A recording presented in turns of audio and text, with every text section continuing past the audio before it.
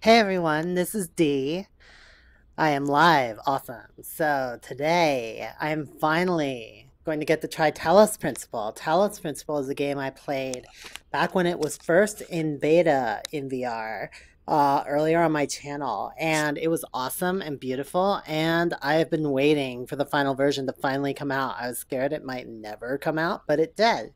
And now it's time to play it. This game will be in Steam VR. I think it's the first Steam VR game I've played since Steam VR Home came out, which is this environment. So I'm gonna check that out briefly, and then we're gonna jump into the game. Let's go.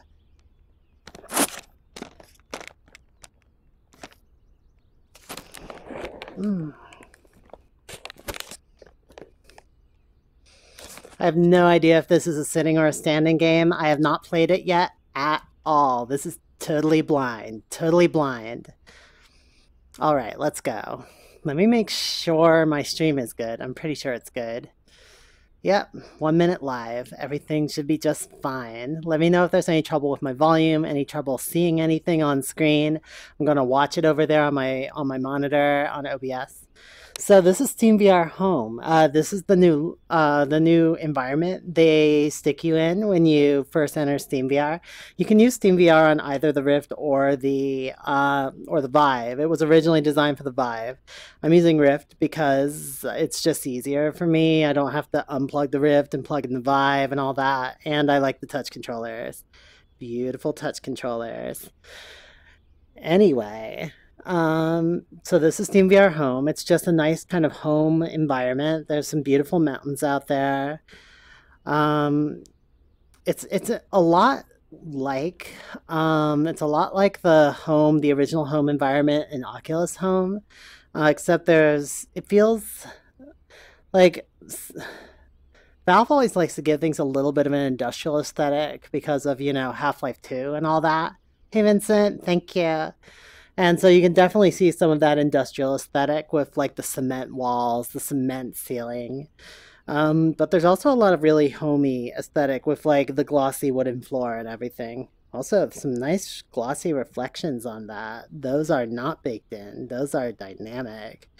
All right, enough of that. So I'm gonna hit start.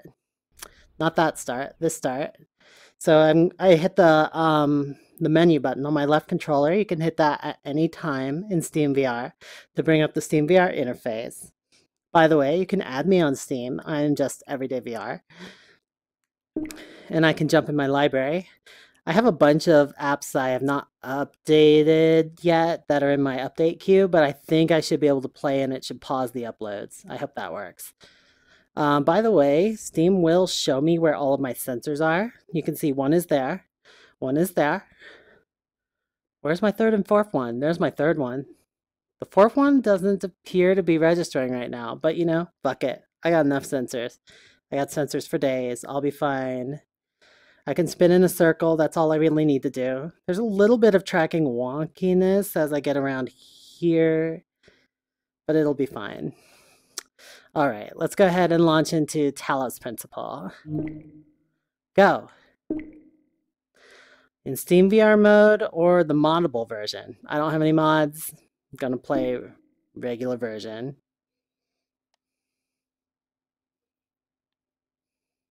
So in Steam VR, when an app is loading, you go to the this, I like to call this the gray room. It's just a big empty room with nothing in it. That's some good lines. Whoa, whoa, whoa. That was a glitchy logo, intentionally, of course. Talos Principle. Whoa, my touch controllers are doing a weird thing. They're coming to me. Whoa. What's happening? Oh god. So as you can tell already from the fact I can see my controllers, they're almost certainly, like the last time I played this, it was a very loose adaptation of the desktop version, which is of course amazing for those of you who have played it. I think that this is a much more thorough VR adaptation. They probably added some kind of teleport mechanics for comfort. They probably have revamped the graphics to keep the frame rate reasonable. They've probably done a lot of things. I'm looking forward to seeing what all they've done. Anyway, press the right trigger to start. Oh, this is the menu screen. This is a sweet menu screen. Look at all those headless statues. Do I have an appropriate volume level here? I'm sure it's fine. Once I start hearing God, I will see if my volume needs to be adjusted. So that volume's already pretty loud. Let me drop into the Oculus menu here. Shift it down a bit.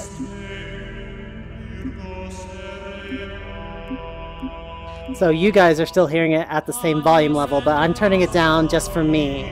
I can also turn it down for you in the options menu if you need me to, so let me know if the game volume's too loud. Alright, so people have told me that the options menu in this game is amazing, like better than every other VR game in existence, so I have to check it out. I know you want to get into the game, but I'm curious. Holy shit, that's already a lot of options. These are categories of options. Okay. Fuck. VR controls. Movement mode preset. Teleport. Oh. So if you want, you can still do classic movement and not use teleportation. That's cool. Rotation controller. Left. I don't think I'm going to need a rotation controller because I'm in 360. So I could do none. I might do none. Later, after I try it out. Decrease field of view while moving in VR. Comfort mode. I don't need this, so I'm going to turn that off, but it sounds like a nice feature. This is a pretty common feature that a lot of apps like Google Earth VR use, where you're moving in VR, they like bring in your field of view so it's more narrow, and that helps keep you comfortable, because otherwise the high vection at the edges of your field of view tends to produce VR sickness. Advanced VR, holy shit. Okay, this is a lot of options. Teleport speed, fast. Ooh, so you can do instant teleport if you want. What's blink teleport? Use fading effect when teleporting. Okay. Press the edge of the trackpad to teleport in small step-like increments. Interesting. Strafe speed, instant. Hand-oriented movement. In which direction does forward movement go? Comfort mode. Okay, so this is saying that the direction you go in is based on which way your hand is pointing. This is very similar to the option in Minecraft. Comfort mode. Decrease field of view while moving in VR. Okay, I already turned that off. Comfort radius. I guess that sets how far they move in the field of view. This is ridiculous.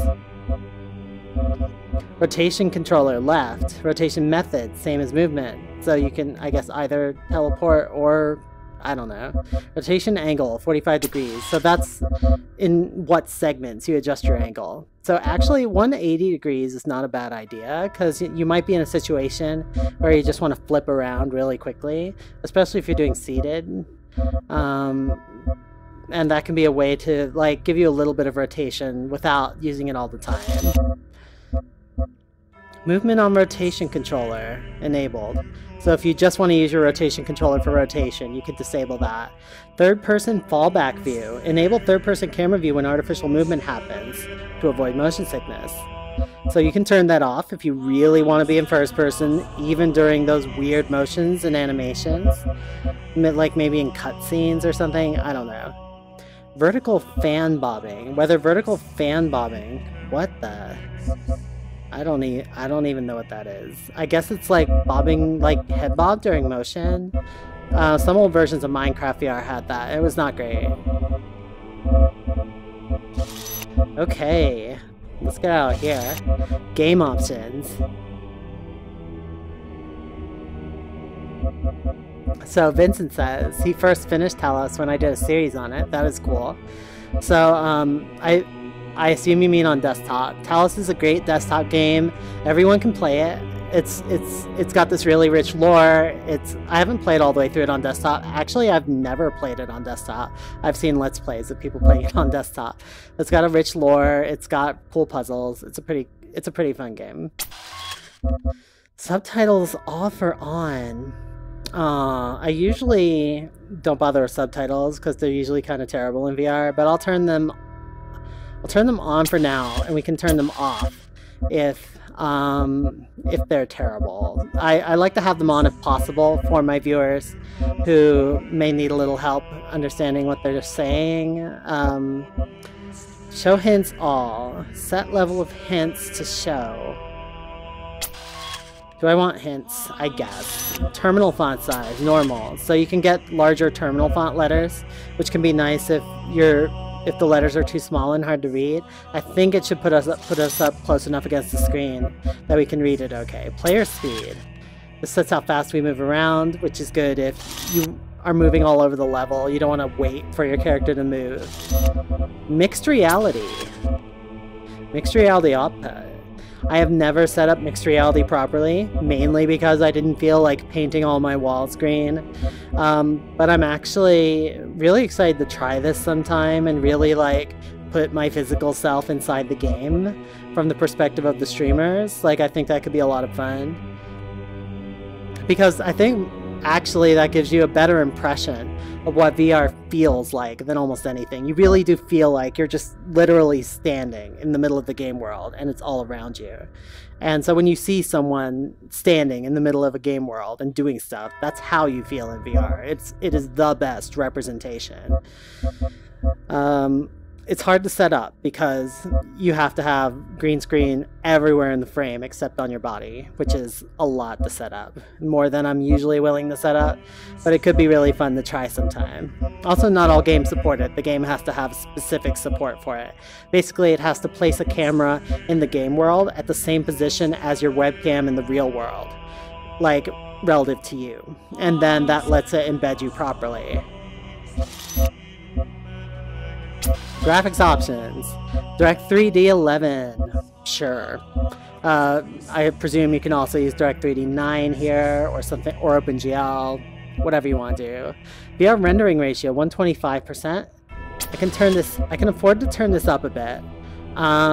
This sets the render target resolution. This is one of the best ways to adjust performance in a VR app, because this effectively sets the resolution the game is rendering at. If you want to get perfect, like pixel perfect resolution, you usually want to go somewhere around this 1300 by 1600, because the actual resolution of each eye is on the Rift and the Vive is about let me see if I remember,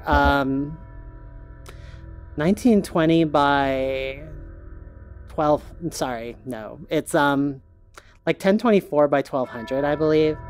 And so, but you need to render a bit larger so that after you do the barrel, so basically because the barrel distortion compresses the image, and in order to fill the screen and the full field of view, you need to render about 30% larger in both the width and height to get the best resolution, or to get the same resolution as the display. So this is the correct amount at 100%, so I'm going to leave it. It looks like they're actually setting it a bit higher by default. I presume that's just get a little bit of super sampling for a little bit more clarity on the text, since I have a really good graphics card. Mirror view resolution. Oh, I like this. I like this. So if I can set the mirror view resolution to anything I want, which I can, then in principle I could set it to render the mirror 4K. And then I could stream at 4K and you guys would see all that quality since I'm streaming the mirror window. I don't think YouTube will let me stream in 4K quite yet, but that would be cool. Mirror view mode, windowed. So you can have a full screen mirror window here, I presume, if you want to. VR API Steam VR. I can switch to the Oculus SDK. Should I do it? Should I do it? I am tempted to do this. But I won't, because they defaulted to Steam VR. I don't know. They clearly have support for the Rift, even in the Steam VR version, and it defaulted to that, so I'm gonna trust them that they're doing the right thing here. Performance, CPU speed, high. I like that. I like how they do this. You just kind of set what your speed is, and they adjust based on that, all the graphic settings. So my CPU speed is high. Actually, my CPU is not great. A lot of people have better CPUs than me.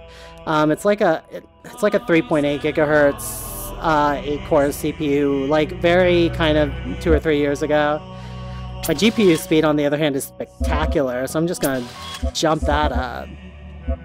I have a 1080 Ti. It doesn't get much better. GPU memory ultra, level caching ultra, forced interleave reprojection. Huh. I'm not entirely certain what's... Oh, you know what this is? I think the point of forced interleaved reprojection is that is actually dropping the frame rate in half and using reprojection to generate every other frame and doing that all the time. And if it does that, you basically have the frame rate that you need to render at, and that makes it very unlikely you'll have any trouble maintaining that frame rate on a decent GPU. You will get some artifacts from the reprojection. That's the cost of that. But this could be a nice way if you want to just get really smooth experience on a lower end GPU. Anyway, let's get out of here. Apply. Okay, there we go. Whoa. Why am I dropping into the gray room? What's going on? Oh, it was just applying my settings. Yes, I do. Okay. There's more options. Sound options. It seemed to just turn up the volume again. Gonna turn that down for myself. Let me see if it's too loud on my volume meters. That looks pretty loud to me, so I'm gonna turn it down a bit. Let's put the master volume around about here. So I'm gonna set... a good rule of thumb when I stream, I find, is to put the volume in the Oculus around 50% and then adjust the master volume in the game until it sounds good to me. And then I tend to get a good mix. There we go. Okay, that should be pretty good. Pretty good. Okay.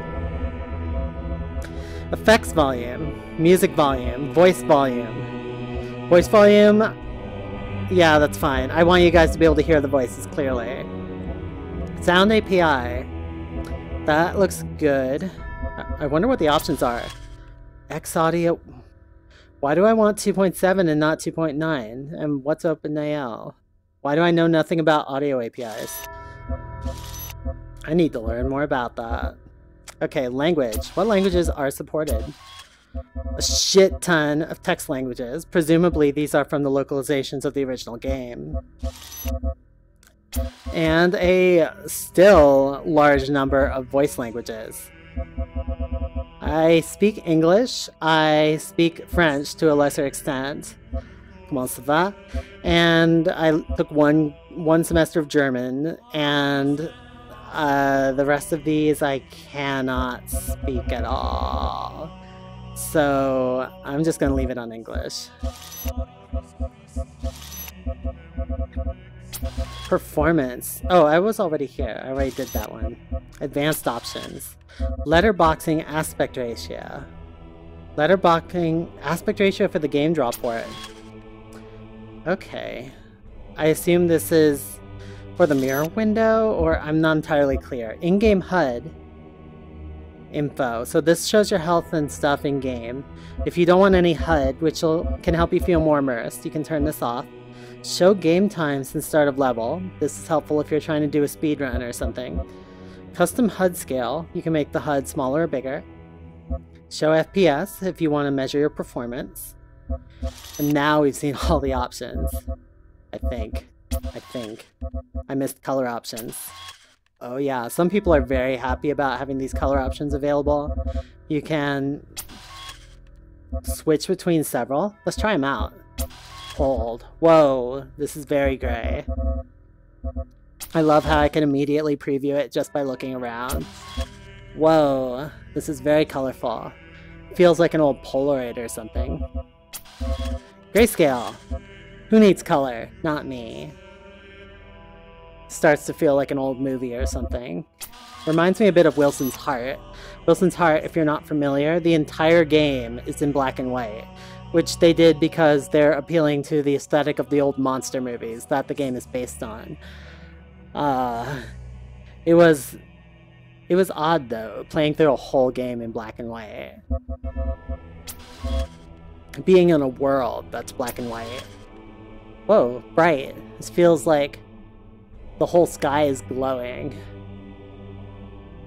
This one's kind of nice. It feels a bit like I'm like out in a park or something. Apocalyptic. Oh god. This one seems like very dark and deathy. Noir. Oh, this is like black and white with sharp shadows for the old noir look. That's cute. Okay.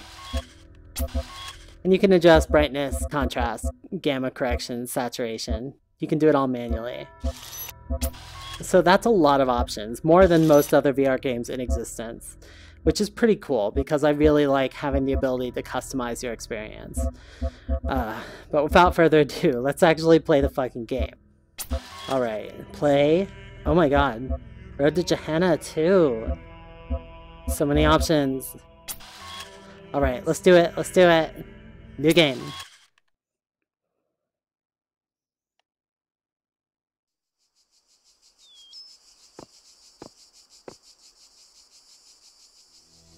Behold, child, you are risen from the dust, and you walk in my garden. Hear now my voice, and know that I am your maker, and I am called Elohim.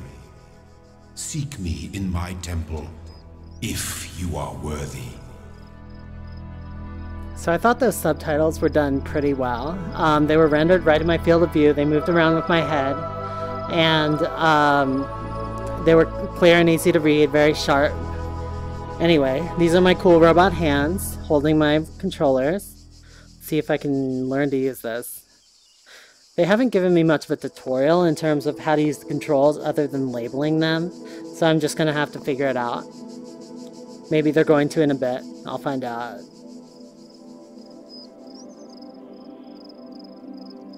What do I do? Do I hit a... Whoa! Oh, I use my A button to teleport. I get it. I get it. Okay, let's teleport over here, check out the statue. Nice. Okay, this is beautiful.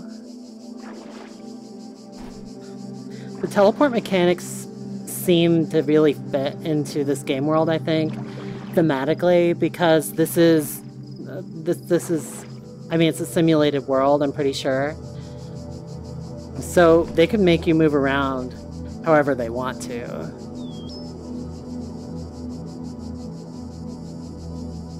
And yes, why did I do 15 minutes in the options?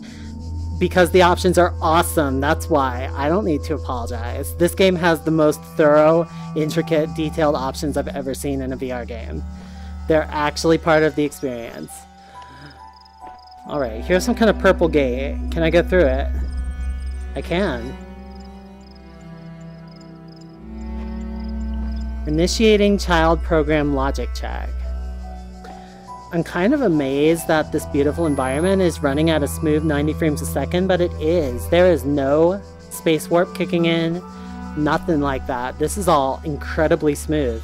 They've really done a lot to optimize the graphics for VR. Back when I ran this in the old beta, I had tons of performance problems. And now it's just really quite good. Also, hi Magic! Okay, so we got another gate going on over here. I think, this doesn't look like exactly the same gate effect. I think they changed it to something a little bit cheaper. Maybe just an animation like a transparent animation on a quad. Ooh, but the shadows are still beautiful. Look at these shadows. I think the shadows are a big part of the aesthetic of Talos Principle because it's all about being out in this sunny world and these sharp shadows being cast by the sun. Where's the sun? There's the sun. I like how the sun is like overexposed. I don't think that's exactly what it would look like if you really stared at it, but like because the Rift has a limited dynamic range, it can't really represent the sun's brightness properly without making everything else like pitch black. So for now, it is an adequate representation. I cannot go in here. Not cool. Not cool. Ah, fine. More headless statues. I feel like the geometry has been simplified a lot to keep the frame rate up. Here we go. We grab this thing. No. That's not the right button. How do I grab? Oh, like that. Got it.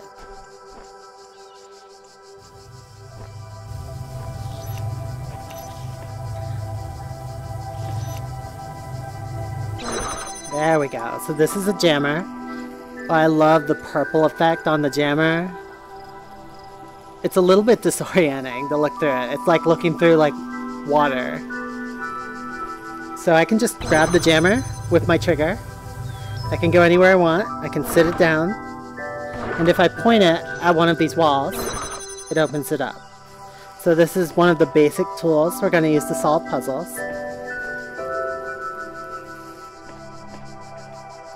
Okay, now I got another gate in here, and if I want to open it, I'm gonna need my jammer. So this is the first and simplest puzzle. I think I just need to go back there and grab it, and if I place it right next to the gate, I should be able to grab it from the other side. Get here. Oh shit, that didn't work. Okay. Okay, this plan is working very poorly so far. Is there some other way to solve this?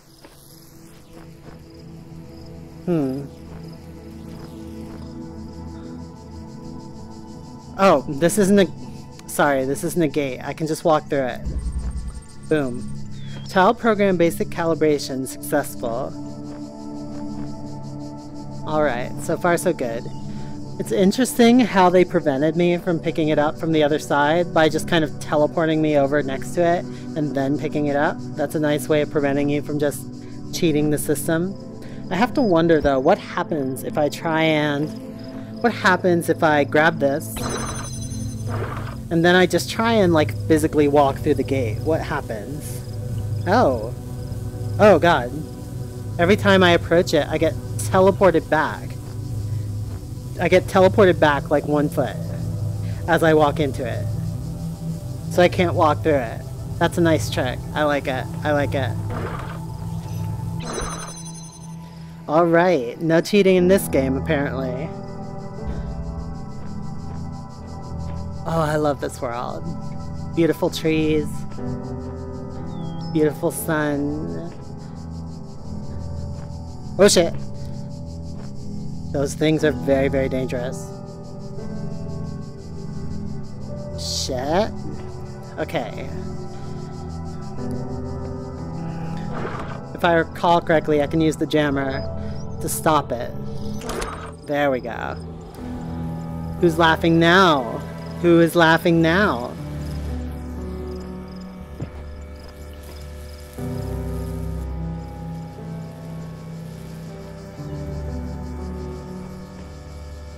Okay, that there is a gun that wants to shoot me with machine gun fire. So that would not be fun, so I'm gonna grab this other jammer. Notice I can grab the jammer with either hand, which is really convenient. I can just, at any moment, I wonder if I can grab 2 objects in my 2 hands. I actually would, I'll find that out as soon as I have 2 objects. It would definitely add a new dynamic to the game. Notice how when I grab it, there's like a cursor. There's a laser pointing out of it, and I have to, when I point it at the right objective, it glows like that, which makes it a lot easier to direct this in the right direction. I'm pretty sure it was actually kind of a pain in the original game to make sure you were directing your jammers in the right direction. You would sometimes lock onto the wrong things, but here it's super easy. You just go lock that, go, done. Alright. I'm seeing a little bit of the shadows kind of wiggling back and forth here. I think that's just an artifact of the limited resolution. Or maybe the leaves are actually... Are the leaves moving? That might be why. But I definitely see some aliasing on the shadows. Anyway.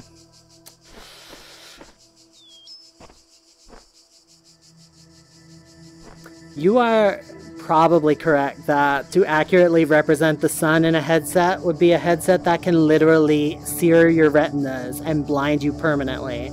So I'm not sure that would be recommended. But I would actually I think it would be pretty fun if there was a headset that could just do that like momentarily, just when you first look at the sun, and then you like your character maybe it automatically blacks out your view after that, but just to look up and be like, ow, fuck, that's bright. That would be amazing. We can't do that right now. Like right now, there's the sun. I can just stare directly at the sun for as long as I want. And it doesn't even hurt my eyes even a little bit because it's just not that bright. It's just like looking at, like, there are games in which the whole display is solid white, like in menus.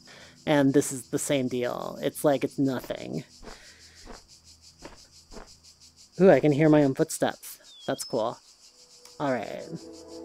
So here's a cool gate. I really love, in Talos Principle, the positional tracking, because you can, like, look through these gates. Whoa, that one's shaking a bit. I think I might be having a little tracking problems. Let me try and stay in the tracking. There we go. And yes, Magic is correct. If we had neural VR, we could have VR that literally causes you intense pain and makes it feel like your eyeballs are burning off. And they would do nothing to your real eyeballs, and that would be okay. Although your players might not be happy with you. I'm actually a big proponent of having realistic pain in games as part of a valid experience. Like, actually hurting you, but it does have to be done in the right way. All across this land, I have created trials for you to overcome.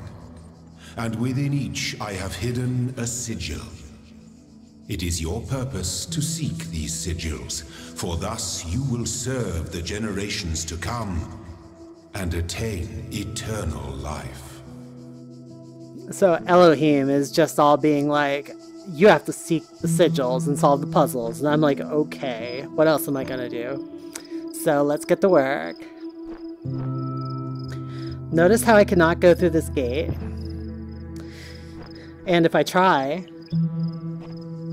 it teleports me back. So they have really worked hard to make sure you cannot, like, cheat your way through any of the obstacles that on the normal monitor version of this game you would not be able to cheat your way through. So that's cool. Alright.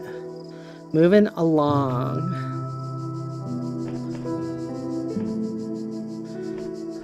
I should try some of the other locomotion modes just to see what they're like. See how I bring up the menu. That's not how I bring up the menu. How do I bring up the menu? There we go. It's the B button. Let's go into my movement mode preset. How about instant teleport? So I presume instant teleport is like teleport, except it's instantaneous. Let's give it a shot. Okay. And go. And go. Boom. So if you're playing the game a lot and you start to get sick of just the teleporting animation and you want to go faster, or if the teleporting animation, you're like super sensitive to movement in VR and you just want to eliminate the teleport animation, instant teleport is a nice option to have, for sure.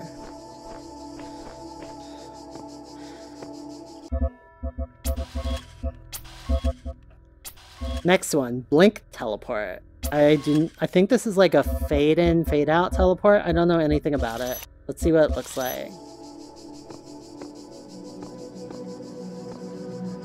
Oh yeah, it is. So blink teleport it's presumably called that because it's like blinking your eyes. It fades to black and then it fades back in, and it does it really quickly. And this gives you, I actually prefer this to the instant teleport. It's a little bit slower, but it definitely gives you a feeling like that moment of blackness gives you a feeling like you're really like closing your eyes and teleporting from one location to another. And I definitely think it feels a little better, and it'll also be probably more comfortable for some people.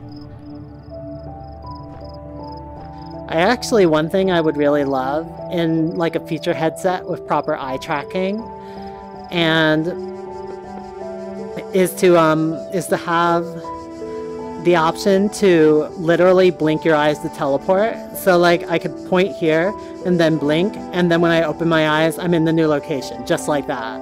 It actually switches your location while at the moment your eyes are closed. I think that would be amazing. You can kind of simulate that with this blink mode. All you have to do is close your eyes and release the A button at exactly the same time. And then you get this feeling. Actually, I don't even need the blink mode for that. I can use the instant teleport mode. Let's try that. I really want to try this. Okay. VR controls.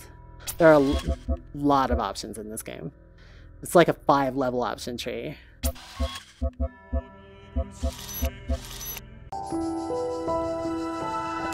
So, okay, so what I'm gonna do, I'm gonna let go of my A button. I'm gonna close my eyes to blink, and at the very moment my eyes close, I'm gonna release the A button. Instantly teleport, then open my eyes. And I can do this all really fast. So let's try it.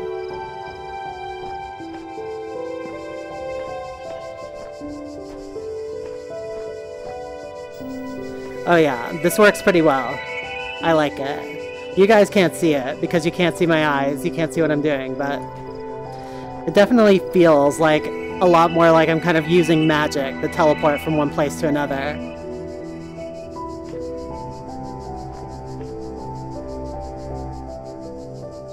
Okay, there was one last locomotion option I need to try. Classic.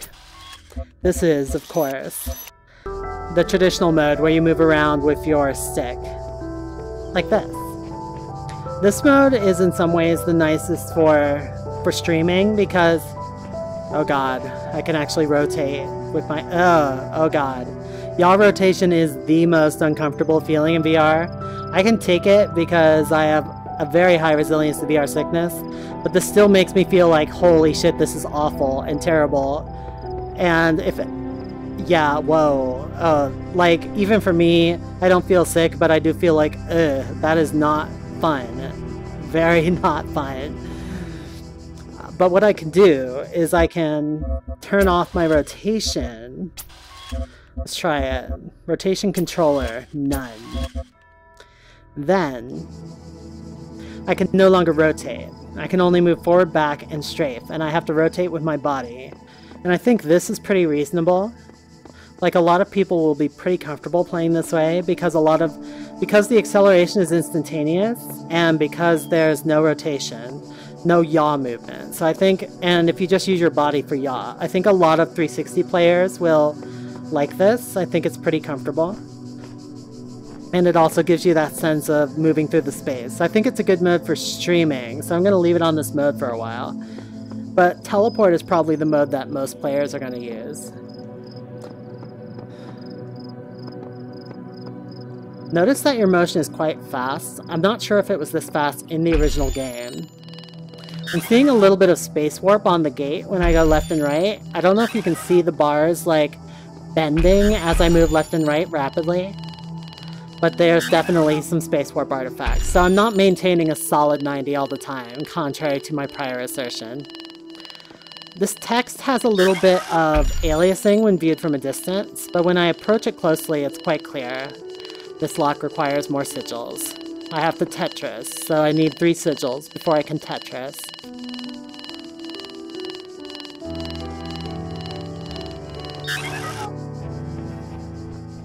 So that's a gate. I can't get through there. Let's try this one. This looks easy. This looks like a switch out of reach. Okay. So the name of the puzzle usually gives you some kind of hint on how to complete it.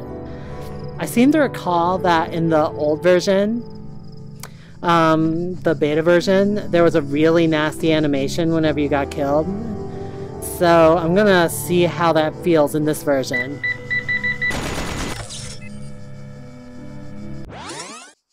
Ah, that's how they do it. The guardians of this land may harm you, but do not resent them. For they are my servants, and they challenge you only so that your faith might be strengthened. In other words, God is a dick. Alright. What happens next?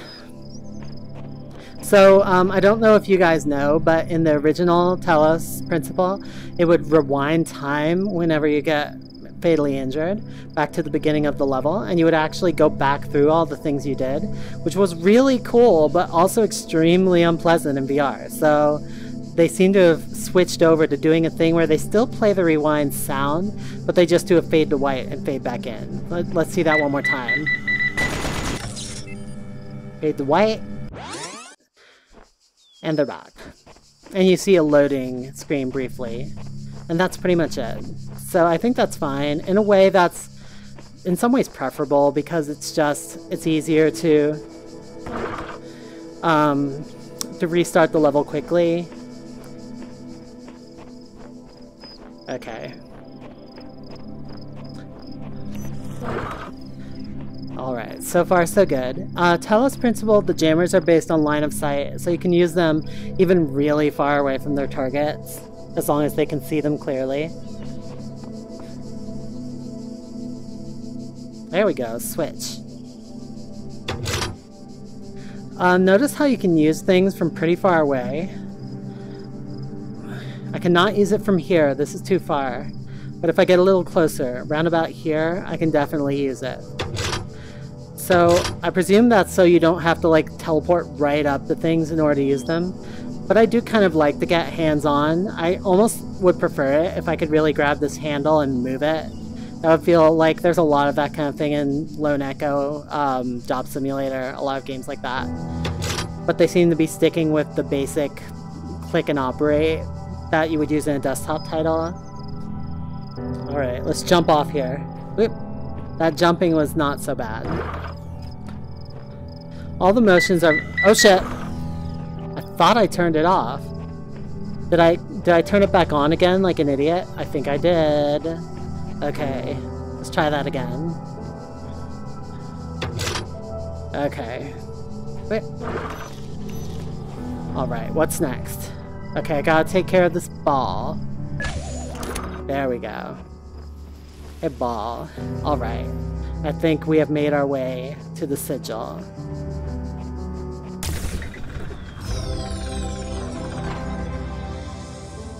The shapes you are collecting are not mere toys. They are the sigils of our name.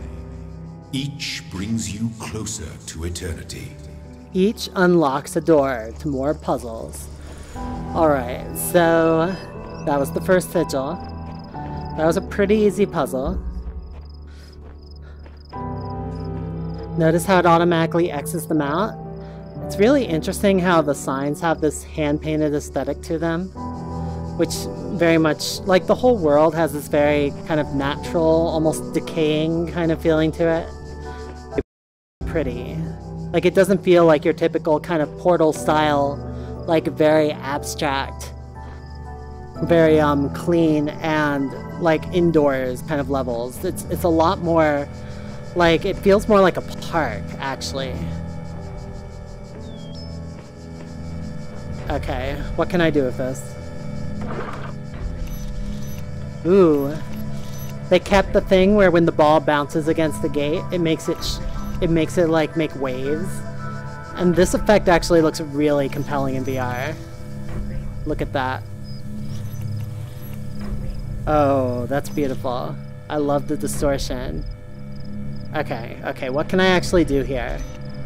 I can deactivate the gun, I can deactivate the gate. If I deactivate the gate, I can let the ball through. That's a good start.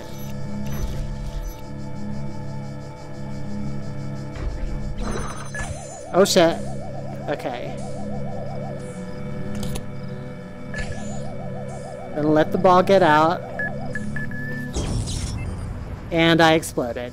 Okay, that was not the solution. What do I do next?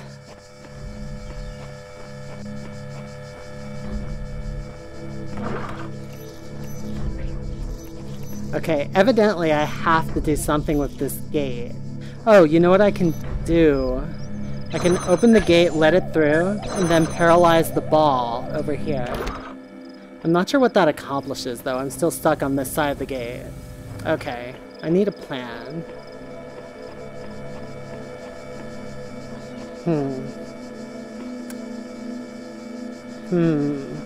Can I go around on this side? Is there anything on this side? Oh, there is. There totally is. Okay. Oh, I know what to do. Now that the ball is trapped on the other side of the gate, I just have to walk around to this. Actually, I can do it from here. This is fine. Anywhere with a clear line of sight will work. Alright. Made it past the gun. That should be it. Sigil.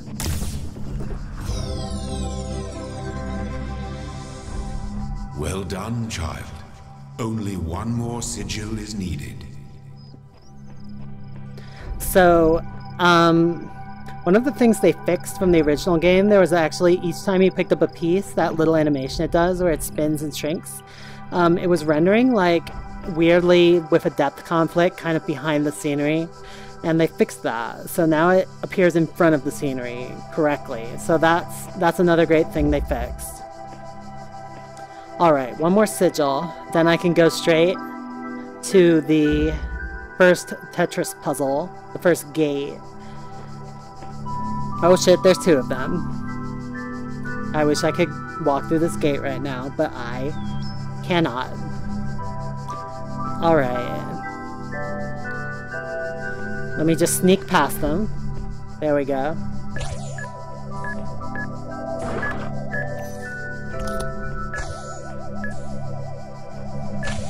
Okay, I'm fine. I'm fine. Everything's fine. Oh shit, there's a gate. I didn't know there would be a gate. Okay, that's cool. That's fine. I'm okay. Okay. I'm just gonna open that gate there. Now it's trapped. Good. Awesome. Awesome. Got that sigil. Woo! That's 3. My temple awaits you, child. Now that I'm Go in for a few forth. minutes, can I remove the Oculus and see if I have cross eyes? Sure. Actually, I was gonna remove it in just a minute after I open the gate, so I'll try it then. I don't think I'll have any issue though.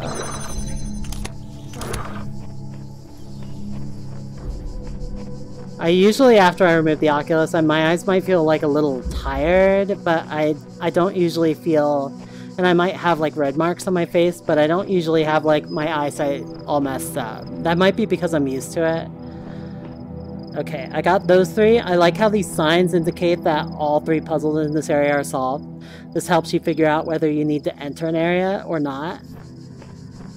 Alright, let's open up this gate. Do I have everything I need? I do. Okay, let's do it. Oh god, I can actually move the pieces. This is wonderful. Wonderful. Check it out. I can actually rotate them by rotating them. This is wonderful. Yes, that's how it should be. That is a definitive improvement over the original game. It did not zoom in and go into some stupid 2D puzzle UI. I just walked up to the gate, reached out my hands, did the puzzle. That's how it should be. Ooh, my first computer terminal. Hey. Let's see what this looks like. Looks like there's a button. That wasn't there before. Do I press it? Oh my god, I do. Oh my god. Oh my god. Oh my god. Okay, I need to... This is cool. This is really cool. This is really cool because in the original desktop, I'm actually going to re-enable my rotation options so that I can rotate around to face you if I need to.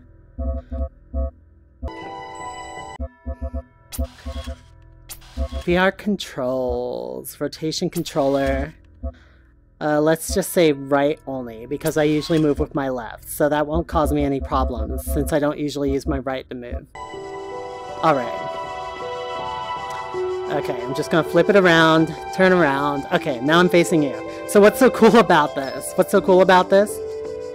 In the original game, you like walked up to the computer and activated it with a button. When you did that, you would zoom in, it would show your robot hands on the keyboard, which was cool, but you were basically switching modes, and it was putting you into this terminal mode. Whereas in the VR version, you literally just walk up. You can walk up to the computer or walk away from the computer anytime you want. You can turn it off and turn it on anytime you want. Like that's, well, once it's on, you can't turn it off. And you can, instead of having the buttons be a menu that like exists in that terminal state, it's no longer modal. Now the buttons, you just reach over and press them like this. Boom. Unknown command. Help. I kind of wish they worked more like buttons and you didn't have to press a button to use them, but I guess they did this to make it a bit more reliable. Okay, basic terminal commands are list, open file name, help, run MLA. Let's go ahead and list, for starters.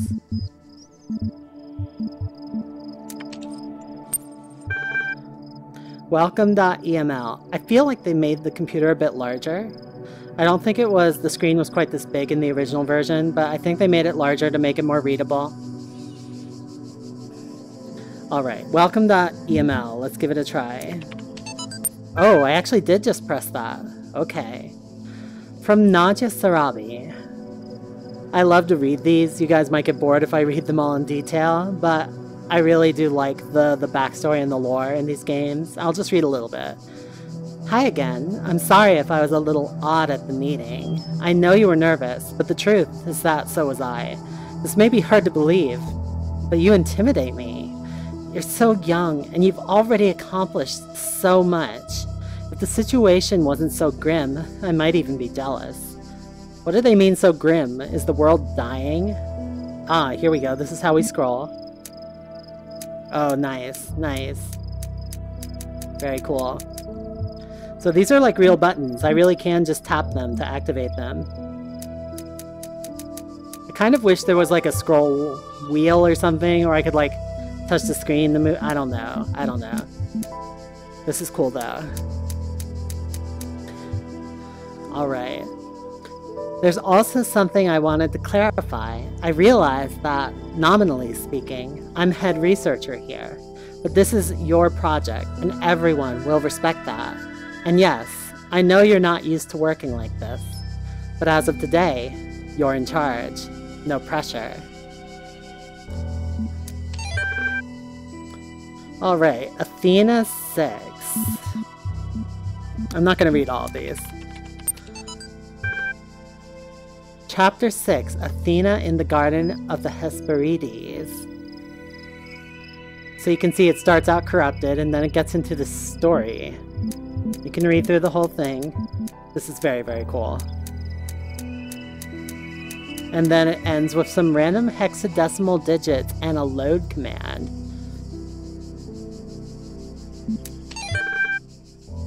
Figure it out. This is very, very cool. The way I see it, the world doesn't come with a manual. You gotta figure it out for yourself. A bit here, a bit there, life's a dance, you learn as you go. And that's enough. Run MLA. Hello, guest. How can I help you today? Help. You'll have to be more specific than that. I respond best to subject, verb, object syntax. Do you understand what I'm saying? Understand is a strong way to put it, but yes. Apparently this is a smart library assistant. Smarter than any program I have. Do I want to insult it? No. No, Milton is my friend. What was the first word of the last sentence you wrote? Oh, that's like testing it. Let's go ahead and test it. I'm sorry. I am only able to process and respond to basic subject-verb-object syntax.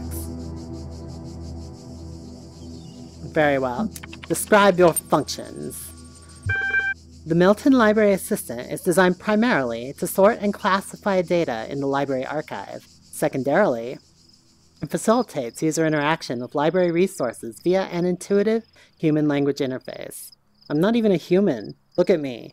Do I look like I need a human language interface? Where is your network port? Ugh. It also provides powerful networking and troubleshooting functions. What do I really want to know here? How long has this system been running? The system has been active for 9999 years. That's a very large number. Is that number accurate? I am disconcerted. Yeah, I'm more interested in the outside world. My knowledge is limited to the data in the library archive. You can ask about other topics, but my responses may be limited. These are all the questions I was really wondering. What am I? You are logged in with a guest account. That is not what I meant. Where am I? You are currently in a support session with the MLA Human Language Interface module. Your library archive session may be resumed at any time. That is also not what I meant. Who is Elohim? Elohim is the noun for God or gods in modern and ancient Hebrew. That's also not what I meant. Milton, you are not helpful. Alright, that's enough screwing around with the terminal, but that was awesome! That was so cool, and then I just walk away. So cool. I love this. I'm using a computer inside a computer. Welcome to the future.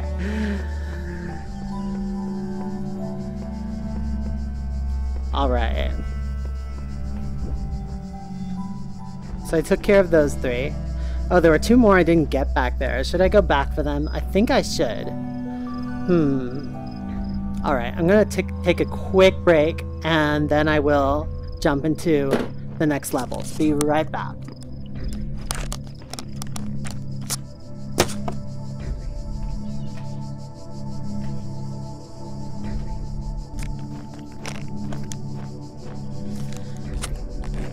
Alright, hey everybody, I am back.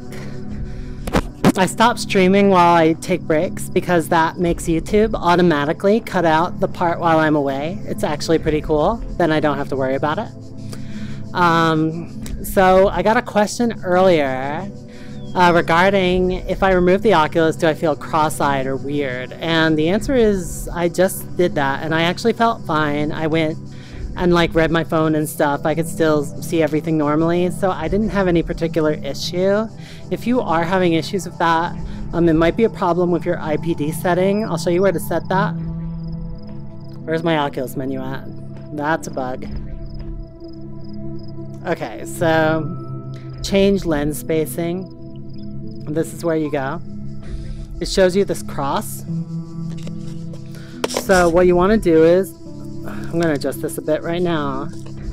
Move the rift up and down on your face until you very clearly see the 4 horizontal lines and the black lines between them.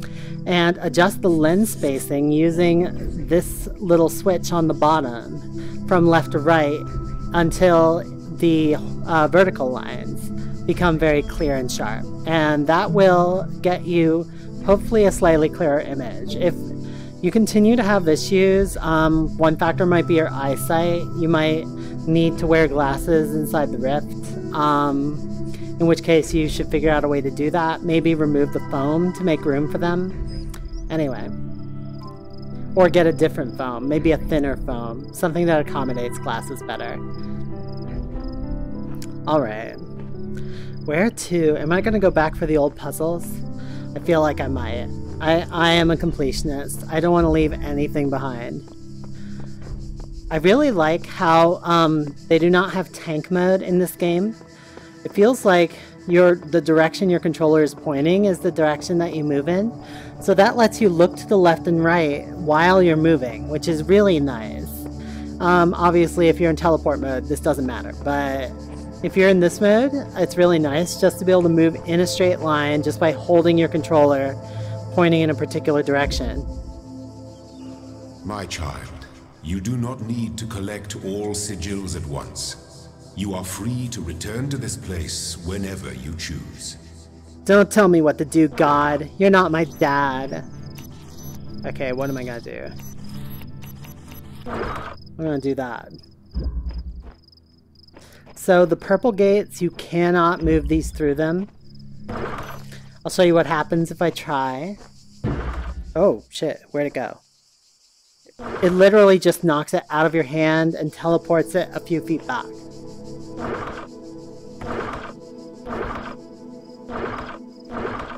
So there's no way to try and push it through the gate.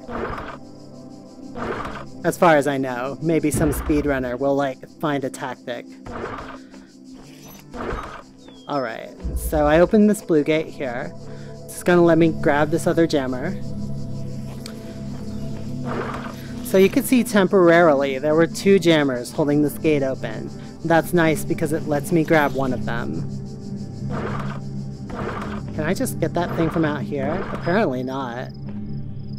Oh yeah, the gate's actually stopping the jammer. That's interesting. I would think it would be able to go through it. Alright. Now I don't need that other one pointing over there anymore. Can I reach through and get it? I would like to know that. I don't think I can. I think even if I put it like right up against here, and I like reach over there, it does not let me grab it. It is not cool with that. It feels a little bit weird. I feel like from the size of everything and the size of my body, I feel like I should be able to just reach over and be like, grab, pull it through the hole. But apparently not. Oh, right. I cannot take it through. That's okay. I'm gonna... There we go. Both of them are now frozen. Alright. I wonder, do I want to adjust my walking speed? I feel like I might. I feel like in a beautiful world like this, it's really better to proceed at a more leisurely pace. So I'm the kind of player who likes the exploration aspects more than the completion aspects. So I think a little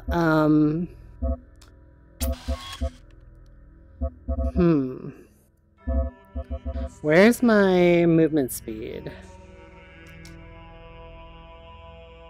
Click to move. Always run at full speed. No, thank you.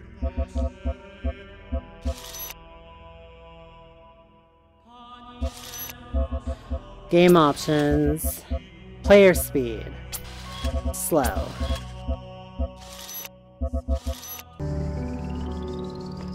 Okay, this feels a bit more comfortable. Now, even if I push the stick all the way, I'm not flying. This is as fast as I can move.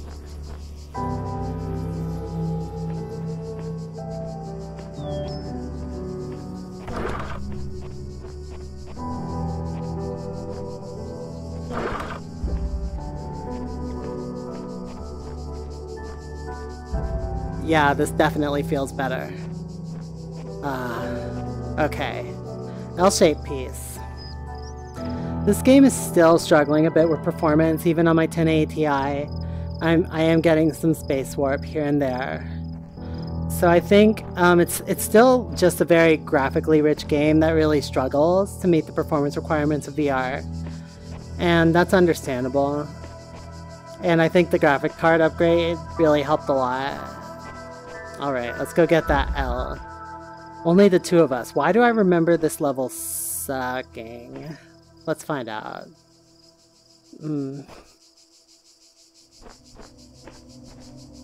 Alright, I'm gonna start by doing the obvious thing. Paralyze that guy. Oh, but that won't do me any good. Because I have to unlock this, first of all. Is there anything over here I can use? Oh hey, it's another jammer. That's always good. So I should be able to get both jammers inside. All I have to do is double jam this shield. I guess it's called just the 2 of us because there's 2 jammers. And this is the first time you really use 2 jammers together in the same space. There we go. No problem. No problem. Give me that L piece. Woo! Alright, where to next? Let me see.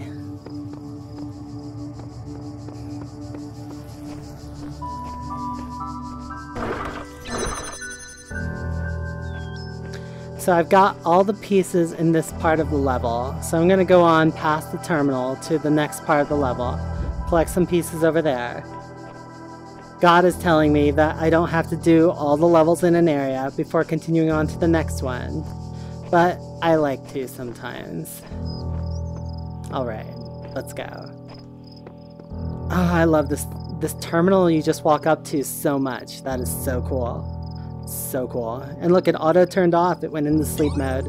Wake it up. Wake it up.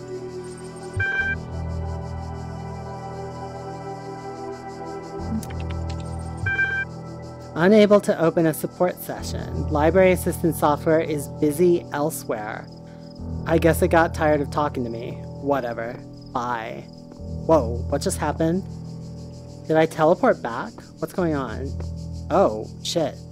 Apparently I cannot just walk away from this computer. I have to exit. Or else it keeps on bringing me back. That's an interesting choice.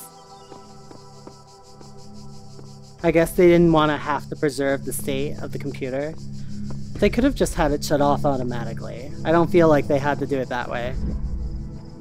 Or maybe they had to do it that way just for narrative purposes because it was designed with the assumption that you wouldn't leave the computer except by invoking exit. I guess I'll find out. Trio Bombasticus. As you can see, 3 bombs await me, and I have to get rid of all of them. It should be a simple matter. I just have to let them all out to the other side of these barriers. Let's try to do it from the other side of the level so I don't have to then move past 3 bombs. Right over here. This should be fine.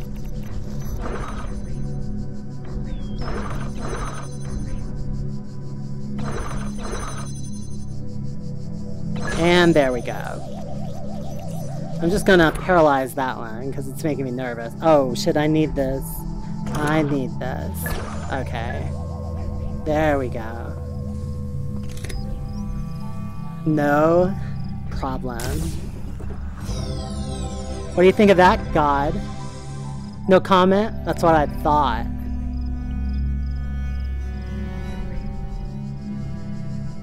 So Vincent notes he has a 69mm IPD, or distance between his pupils. That's unusually high.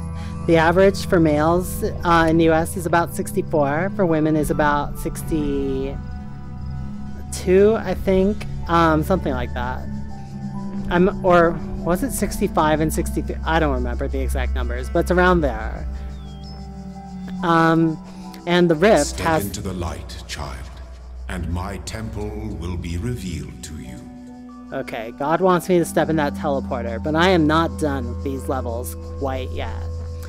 Anyway, so Oculus in the Rift has 2 independent screens, and you can actually move the slider to adjust the physical distance between those 2 screens.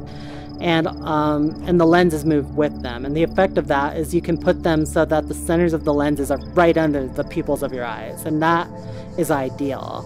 And if you don't have that, you can get scale distortion, you can get distortion from looking through the edges of the lenses, you can have a lot of unpleasant problems. But as long as you're close enough, it's usually not a huge issue. So they didn't bother to put 2 separate screens in Oculus Go and Gear VR because it adds a lot of cost, because those are very special screens that have to be made just for the Rift, and because they don't make half screens like that for regular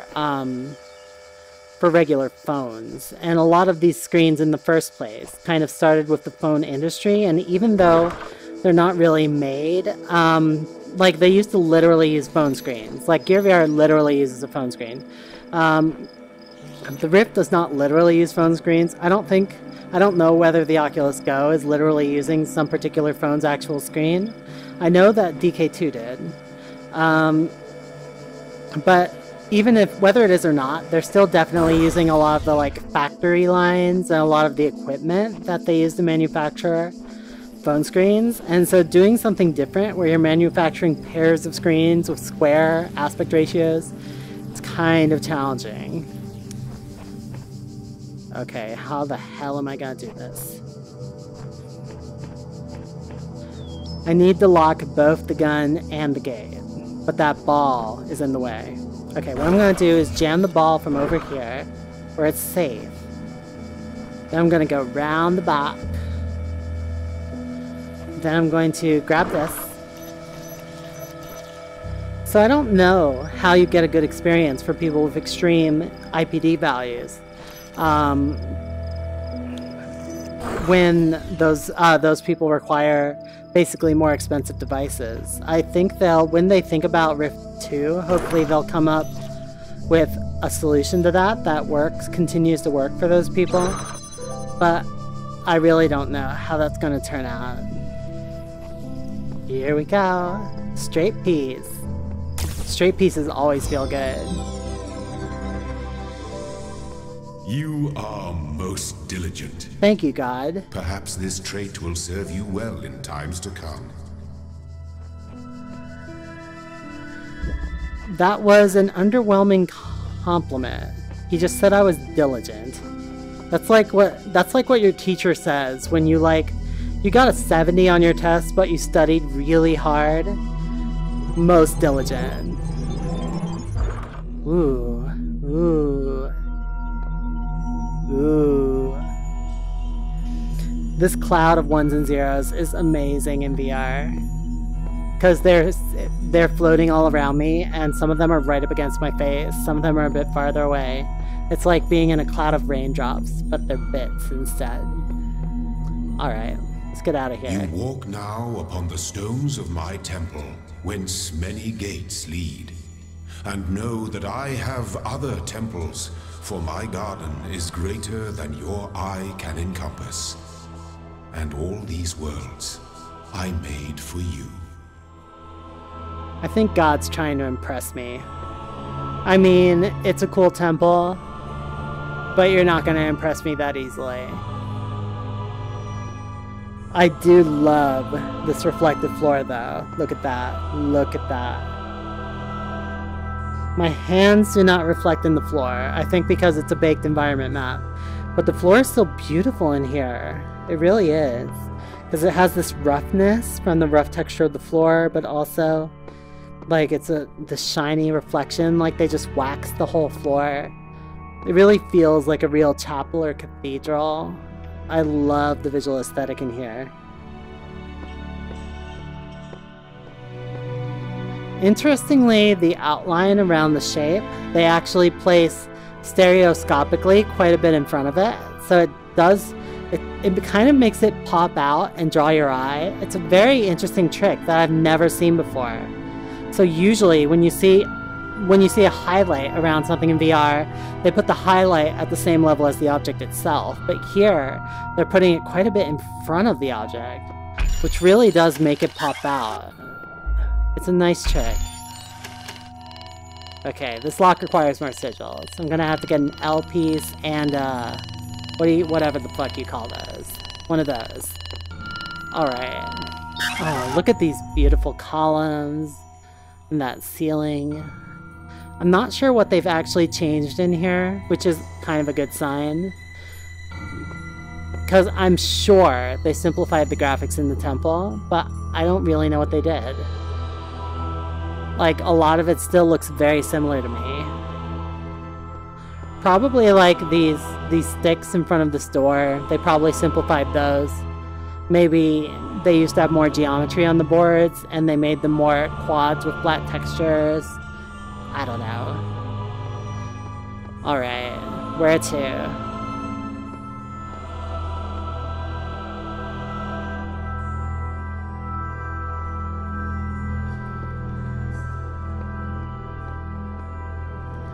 Alright.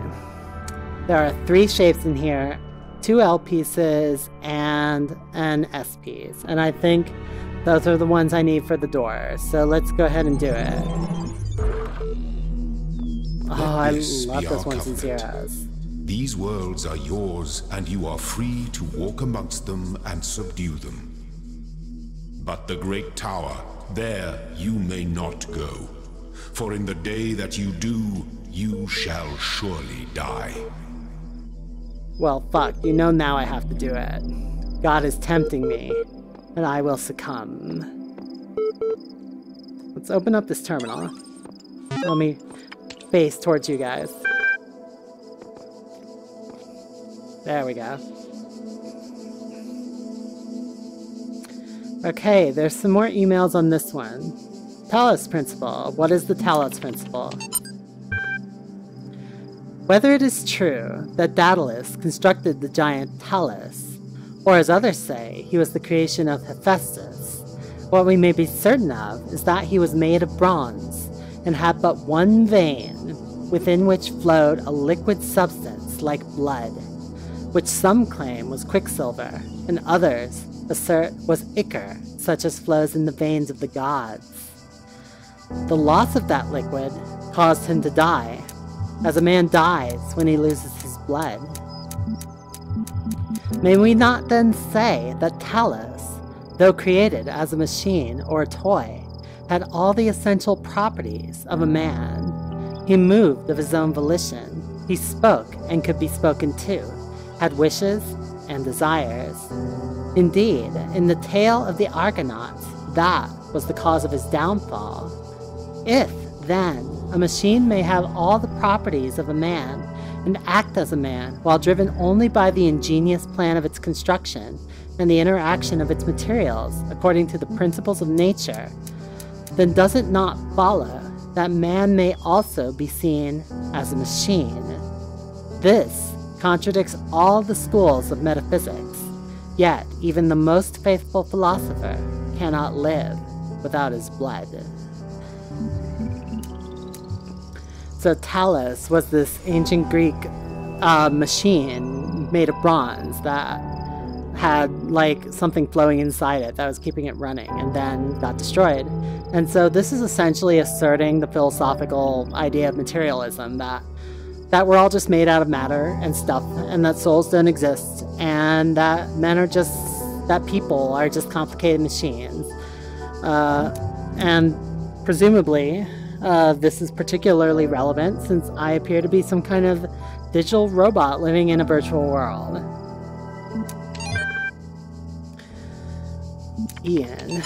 I'm pretty strong a believer in the materialistic viewpoint myself, so I really empathize with that. Anyway, what's going on with this email? Ian, my first day at the Institute for Applied Noematics. I literally do not remember what noematics are. I kind of wish I had the new Oculus Dash tool belt, because when you have that, you can literally like open a window in game and like look things up in your browser. So I would be able to use my online dictionary. But I guess I'm just trapped in this world, so there's not much I can do. On the way to work, I'm terrified. What if they don't like me? What if they're all geniuses and I'm a complete buffoon? Maybe they were just kidding about letting me work there. Imposter syndrome. Trembling, I walk in, and right at the entrance, there's a life-size poster of Jeff Goldblum. What the hell? Then, I get it. Institute for Applied Noematics, IAN. Dr. Ian Malcolm from the Jurassic Park movies. Jeff Goldblum. It all makes sense. Dr. Sarah Bai shows up, smiling. We were trying to find a cool acronym back when the Institute was founded, she says. INAN, IAPN, INAPNO. It all sounded stupid, but we didn't just want to call it Ian because, well, that's a name. Then someone made a joke about calling it Jeff. It kind of stuck. So we're officially called Ian, but if you hear anyone referring to Jeff, that's our, internal name, I guess. I know. Bloody geeks.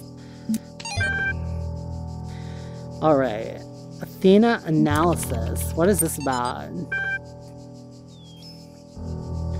Novel's first sentence. She woke up in an impossible place knowing nothing. Well, that certainly describes my present situation. Having no inherent knowledge of the nature of the world, forced to rely on what we are told by others and what our own subjective, flawed, limited senses tell us. Social reality, belief, and objective reality, matter, come into conflict. Awesome. Alright. I'm getting away from this terminal. It's freaking me out. We're gonna go solve some puzzles. Oh, I just wish I could describe how beautiful this cloud of ones and zeros is. It's like they're all floating at all these various depths. And there are all these rays of light coming out. It's like, I feel like I could just sit and watch this for hours. It is so, so pretty. Alright. Let's move along. There are things to see. And of course, audio recordings to find.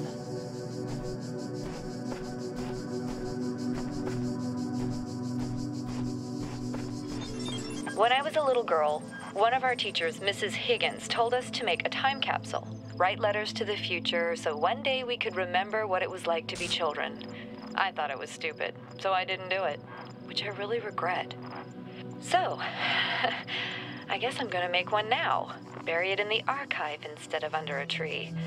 I don't know if anybody will ever find it, but somehow it seems important to keep talking, to keep thinking, for as long as I can. So that's the first audio recording we find. It's part of the lore. And you start to get to know the characters a little bit more.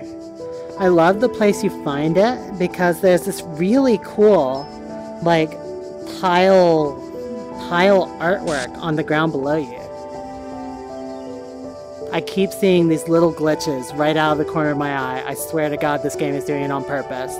So in the original game, you would like look around and things would kind of glitch in and out. But I think in this one, it's literally just doing it in the corner of your eye and not where you're looking directly, just to screw with you. I might be wrong about that, but that would be cool if that was true. I've got my eye on you. And I love how in VR, like in the original game, you can look down at it and it looks cool, but in VR, you can actually get down and just examine every one of these pebbles in this artwork. And you can see how detailed and how intricate it is. And it really is, it's gorgeous. Like it really feels like it has real texture. It's hard to describe, but this is amazing. I love it. I love it. Alright, let's keep moving. The statues too, like these statues, they have quite a bit of texture, even though you would think that they would use very low poly models for these because of the performance constraints. But they actually feel like very rough and like real, like statues honed from rocks. This is just really amazing. I don't know how, like look at this lighting right here where it hits it at an oblique angle. That just feels so, it feels like really like stone, and the stereoscopy does not destroy the effect.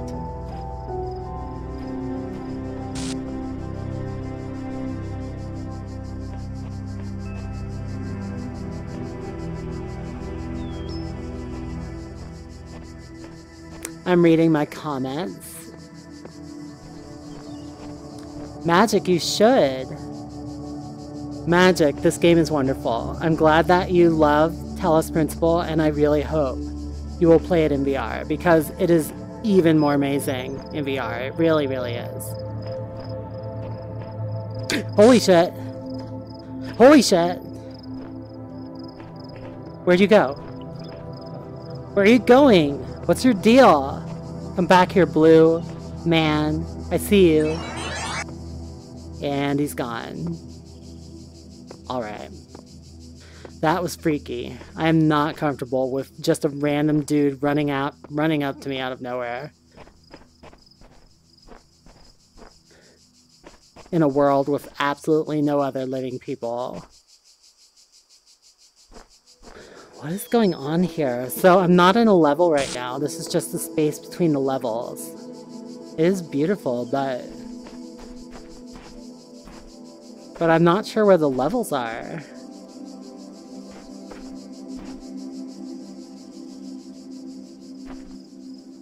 Vincent just translated for me some of the hexadecimal in that last terminal entry I read using ASCII charts.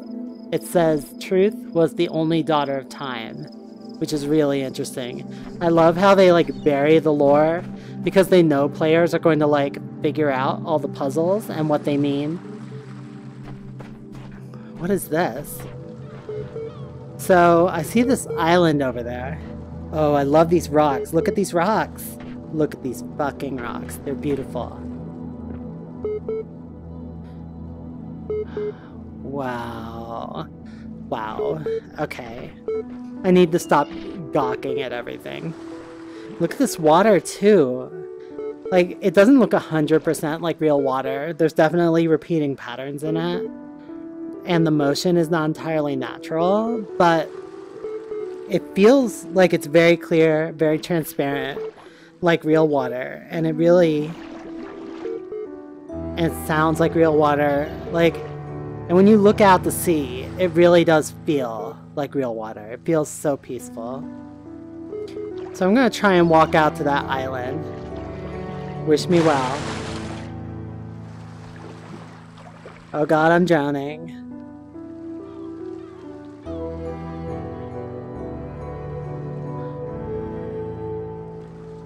The beginning were the words, and the words made the world. I am the words are everything. Where the words What? end, the world ends. What? You cannot go forward in an absence of space. What are you talking about?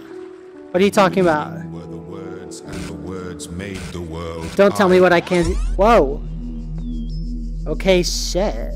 God was very unhappy with me trying to reach that island. So he just put me right back here. I did just find the puzzles. They're over on this side of the island. But I'm gonna go back to that dock I was at a minute ago.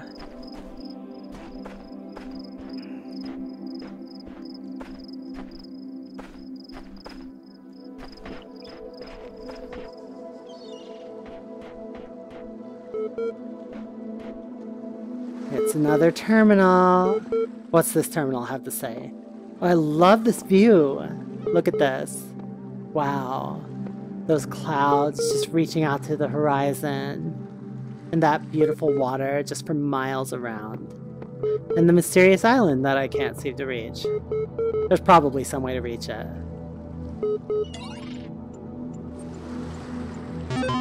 Failed? Unrecognized error? What is this shit?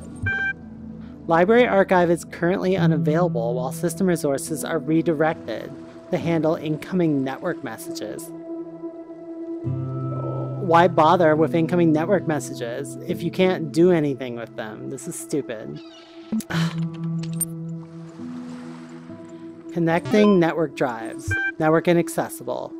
Run the troubleshooter? Yes, let's do it. Look at those little symbols on the keys. That's cool. Hello, guest. Is there something you'd like help with today? Tell me more about yourself. The MLA program is designed to facilitate user interaction with the resource library. This is achieved by providing powerful sorting and troubleshooting functionalities, delivered via an intuitive human language interface. Great. Why is my computer broken? I think you'd like help accessing network functions. The most common cause of network problems is holding insufficient account privileges. Please enter the admin password to authenticate your privileges. Is it admin? No, no it is not. Is it let me the fuck in? No it is not. Is it trust no one? Login aborted. Too many failed attempts. Would you like to create a new admin account? The security here is terrible. In order to prevent unauthorized access to admin controls, please take a moment to prove you are not a bot. Totally not a bot. Don't even worry about it. To cohere with data protection legislation, you must consent To have your responses used to develop a broad psychometric profile, raw response data will be deleted immediately. Your profile will only be made available to other administrators. Alright, here we go. Time to prove I'm a human. Can I do it?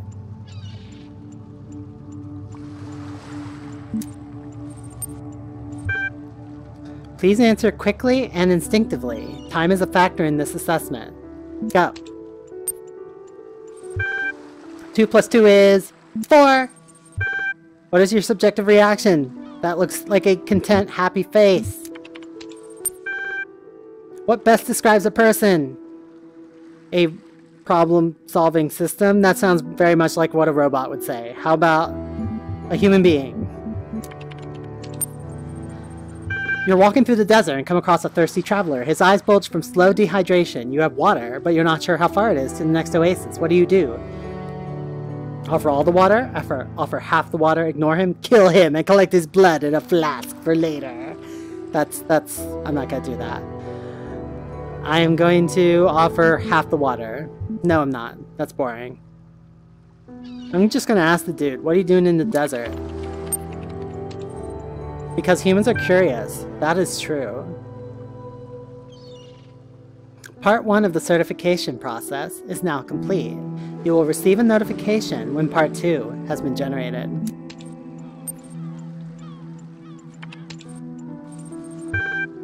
Oh, I can access things now. Locally cached resources. I'm not going to bother with these right now, although I'm sure they're fun. I just needed to get through that admin quiz. Awesome. Look at this.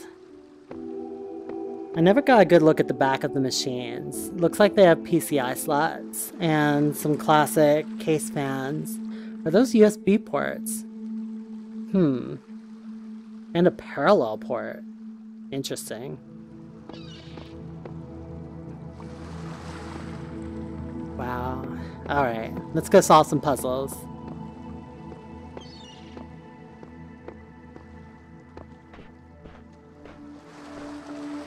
Oh, I cannot get over how beautiful everything is in this game. This is a very, very lovely world. I can't wait till I get to the part with the rain, because the rain is beautiful in this game. The first time I saw a rain level, I was... Whoa! What just happened? That tree was phasing out of existence. I swear. I swear. Alright. Whoa, this statue actually has a head. When did the statues start having heads? Alright.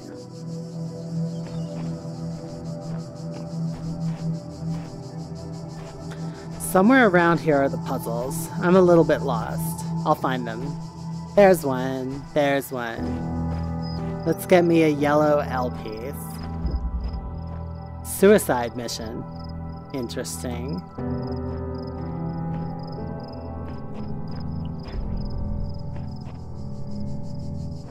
Is this thing on? Oh, I remember this. I'm pretty sure I have to turn on the gun and then release the bomb so that the bomb and the gun collide. It should be spectacular if I can pull it off. Whoa, I just realized I can jump. Interesting. Jumping is pretty comfortable. It's not unreasonable. But I'm not sure how I feel about platforming in VR in general. Like, third-party platforming like Lucky's Tale is fine, but first-person platforming is pretty tricky. Like doing that in a way that feels comfortable for extended periods of time.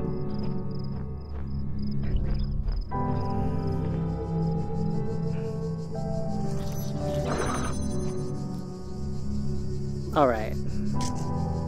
I let out the bomb.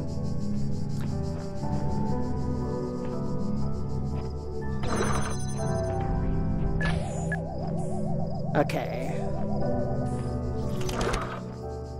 But now I have to destroy it. I don't know how I'm gonna do this, because that thing is gonna shoot me the moment I turn this on. You see what I mean? It's not interested in the bomb because the bomb is frozen. Alright, I'm gonna have to run right in there and turn it on. Let's go. Oh, that did not work. Okay. Night magic. Hey, Stratifier. And it is absolutely true. I do not hold my head level when I walk.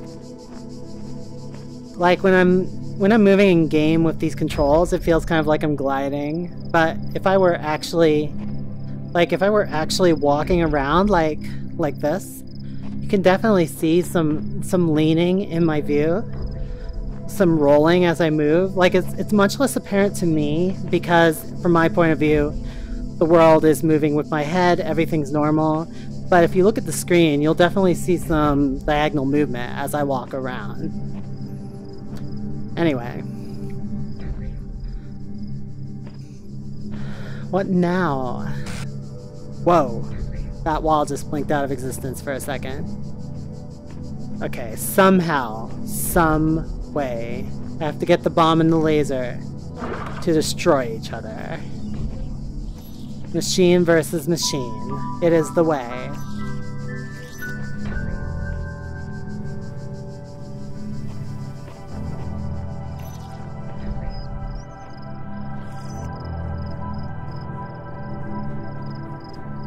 Okay, my only chance. I have to hit the switch and then I have to run. There's no way I'll make that though. Unless... I've got it. I've got it. Paralyze the gun. Switch on the gun. Gun is on. Now, from a safe distance, open the gate. Go! Go! Go! Go! Yes! Yes! That's what I wanted to see. Look at that cloud of smoke. You could even see the trees shaking a little bit when it exploded. That is a really nice touch. I wonder if that was scripted or if it was like physics.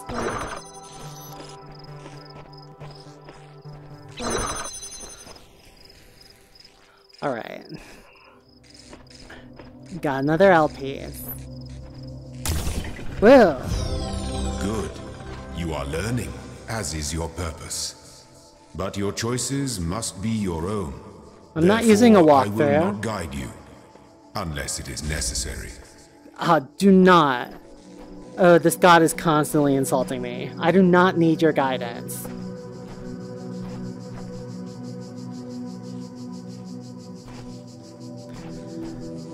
So there's a little bit of a stream delay, so that's why I'm figuring out things before you explain them, or at the same time that you're explaining them to me. But I am checking the stream from time to time for your questions.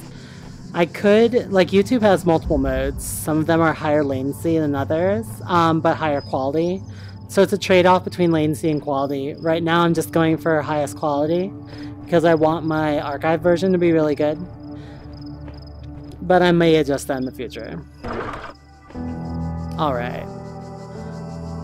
YouTube is still my favorite. If you wonder why I'm not streaming on Twitch or something else,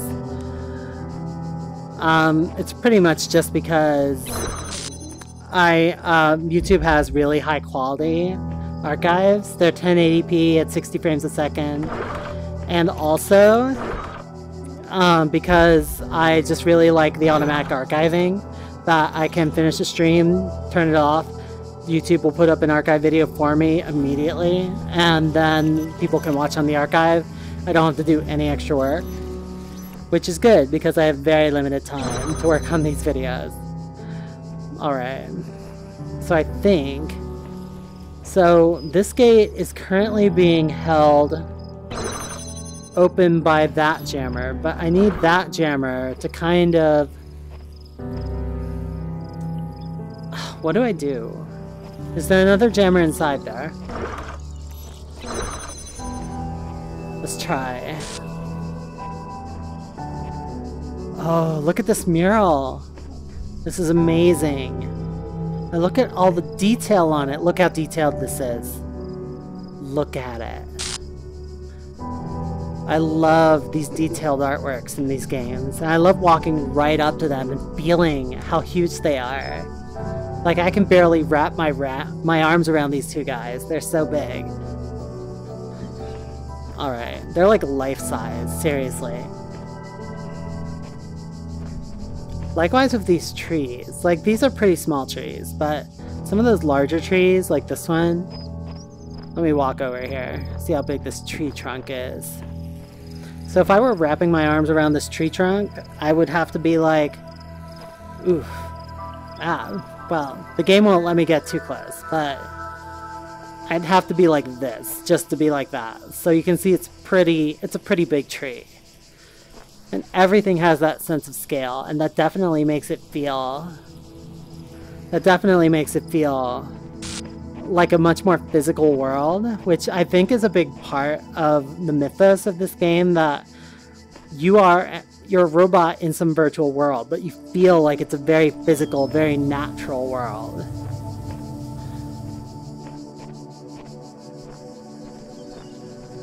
Alright, I'm gonna need a jammer. How am I gonna get a jammer? I could shoot that jammer right through. Oh wait. What if I just do like that? Okay, that works, but then how do I open that gate? Oh my god. Puzzles. Puzzles are hard.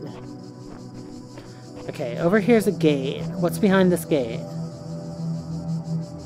This gate does not look useful. I think that's just my escape path.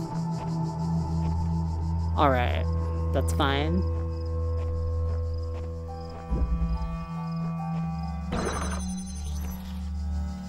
I get it, I can shoot through here.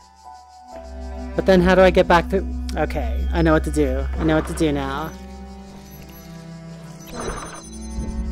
All I gotta do is hold this gate open from the inside. Then open this gate from over here. Then I don't need this gate open anymore. So I can grab this. And now the sigil is mine. Piece of cake.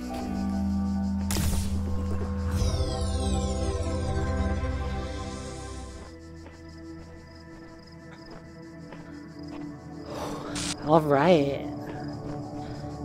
I'm getting quite a few sigils. I think I may be able to open that door back in the temple now, but I'm gonna get one more sigil before I leave here.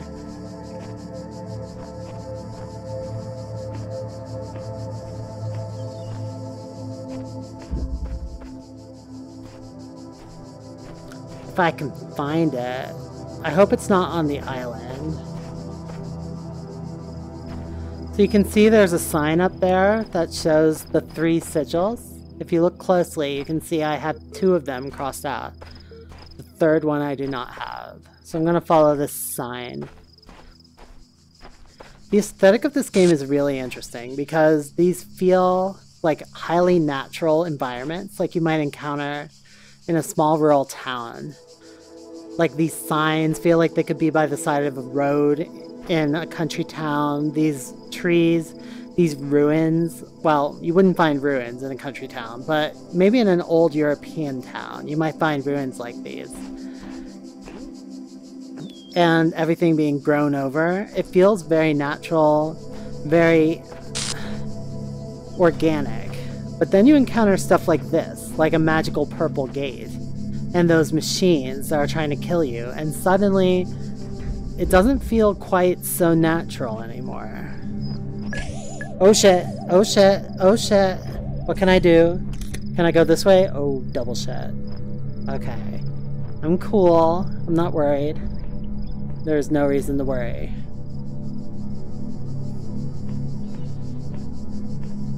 Okay, go around it, go around it, go around it.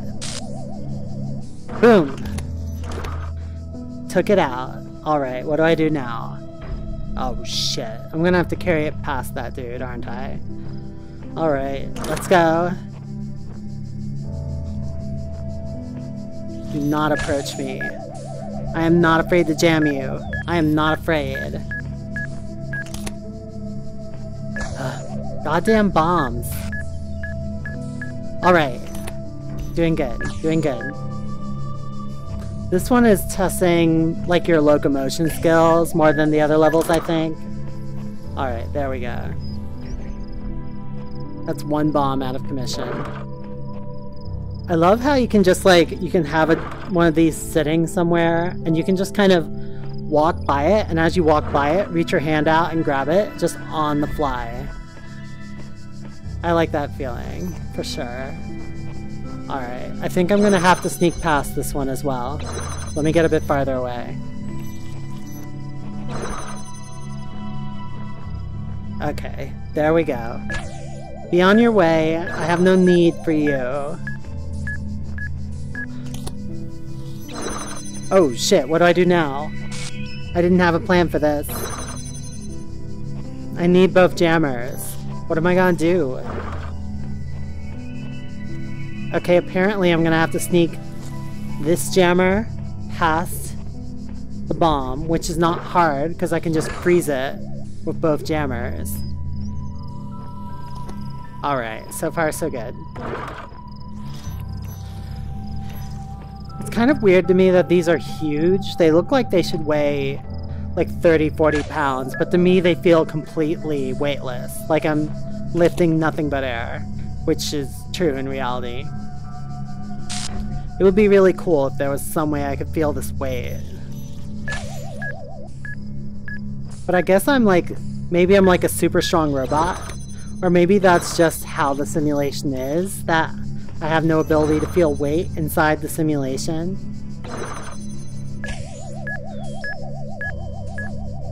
There's all kinds of potential lore explanations for all of the inconsistencies in this game.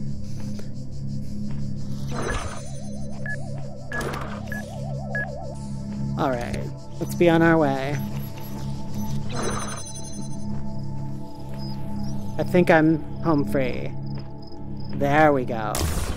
Woo! Last hit-all!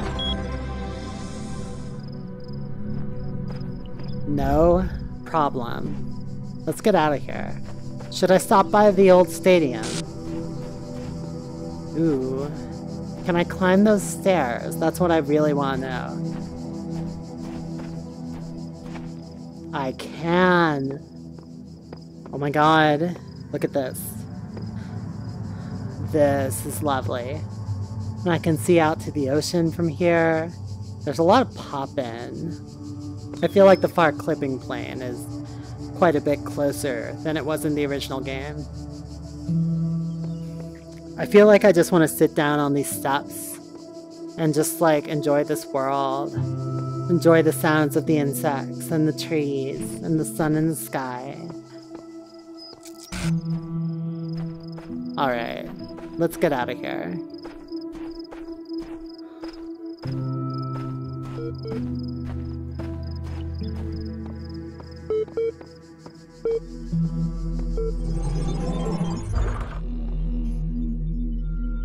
Back in my cloud of zeros and ones.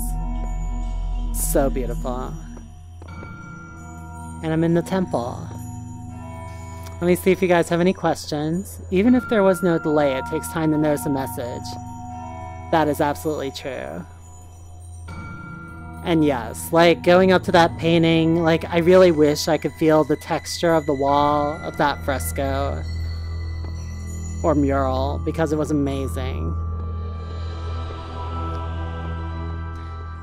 When you have really detailed textures in VR and you can get super close to them and really just observe all that detail, it just feels really good. Alright, time for another Tetris puzzle.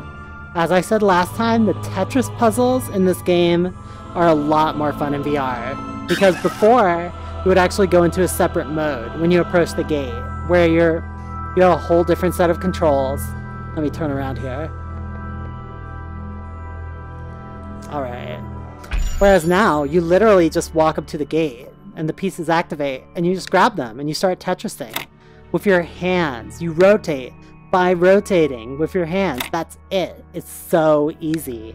This interface, and the interface in the original desktop game was honestly kind of awkward. It was a little bit weird. It was a little bit unpleasant. This interface is amazing. I love it. There we go. Easy. Easy.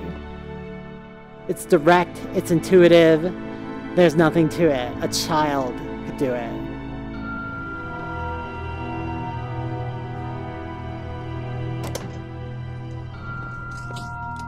We're going for a ride. Yourself worthy, child, and this gate shall be forever open to you. Woo! Seek now the other worlds I have given you, that you may attain even greater mastery and bring glory to your kind. But remember, you must not ascend the great tower, for it shall bring death and the end of your generations. You know you're just encouraging me to do that. That's God's deal. He's always like tempting people. He's like, don't eat the fruit of the tree or you'll know all knowledge of good and evil. And they're like, you're kidding, right? Obviously we're gonna eat it. Like, come on. Alright. Like, he created humans to be curious and then he's surprised when they succumb to temptation. That's like, it's so not cool. So once you get up here, the aesthetic definitely changes. There's no more of those trees in here. It's very industrial, very Half-Life 2. You can see these mysterious letters, mysterious doors. It feels like some kind of plant. And it's not entirely clear why someone would build what looks to be an industrial plant above this that amazing church. That was the temple. So mysteries abound. I really like the elevator, like, because it's big enough to walk around in, but also you get that sense of motion from everything moving past you as you move from floor to floor. Let's get a look at this equipment. Big pipes.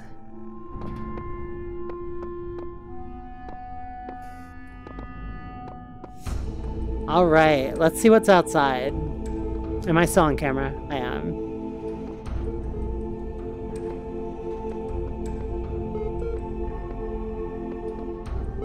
Oh, hey, a terminal. I'm gonna leave the terminal for later. I wanna see what's... Holy shit. Holy shit. Look at this. Look at this. Wow.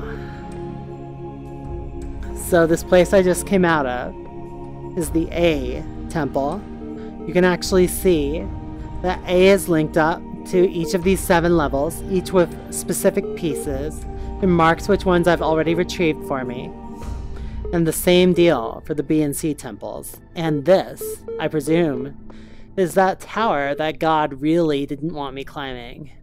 You could see, like, it's this monstrous thing that just ascends way up into the sky, way taller than anything else. Right up into the clouds and those storms and that electric pulses, and it is a wondrous sight, truly. So naturally, I have to go there. I probably won't get far in here, but I want to see what's going on in here. Oh hey, it's a barcode. This must be the tower we were warned about. Seems the upper levels are locked tight. Elohim is taking no chances that we stray from his path. Sheep, version 69.1.0576. So this is the first time I've encountered one of these barcodes. You'll find them in all sorts of hidden locations. They are secret messages left by somebody, maybe previous AI like me, who were created by Elohim. Maybe humans, I don't know. And they do this cool thing where, like, when you're just wandering around and looking around, it's just a barcode. But when you look directly at it, you automatically scan it and display the message on top of it. Which I think kind of represents how your, like, robot mind intuitively just understands what the barcode says. Presumably, they used the barcode in order to hide it from Elohim's watchful eye. I think it's a very, very cool aesthetic.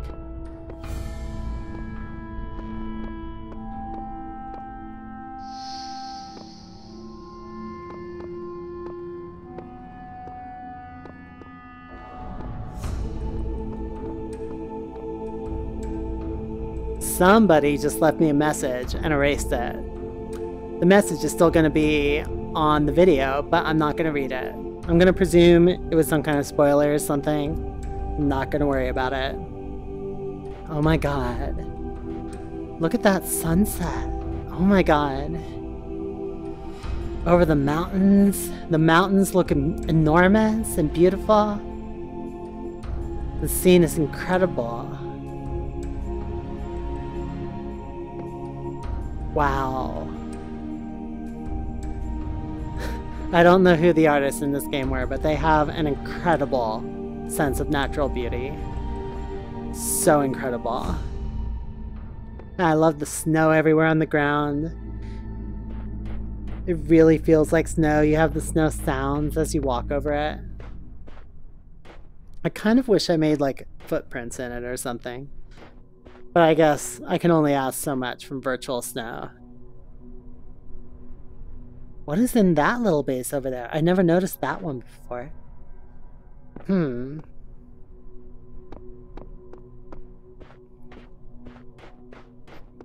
Am I going in completely the wrong direction?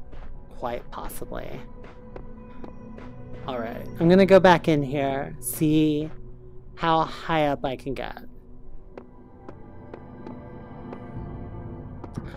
Let's go to floor 1.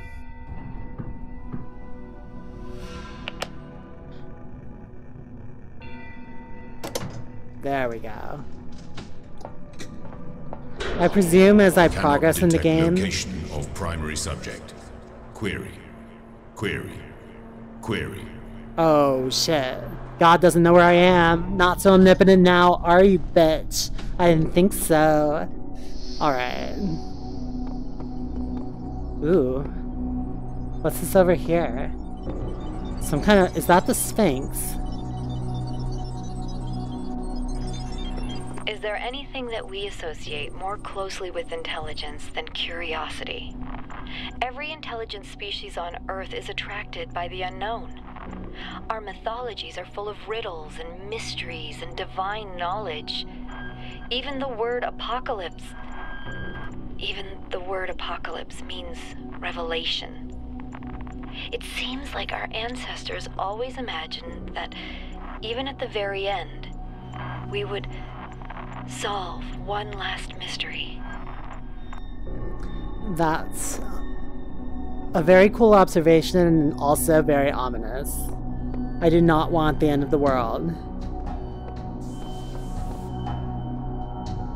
Okay, so we have a panel here. I need 4 more sigils to unlock it. I do not have those sigils, so this is as far as I will go in the tower. But if I do get 2 more L's and 2 more S's, I should be able to do it. I cannot make 2 fingers with this hand model.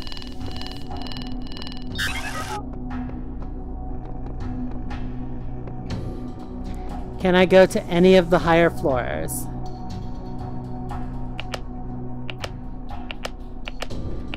The buttons, they do nothing.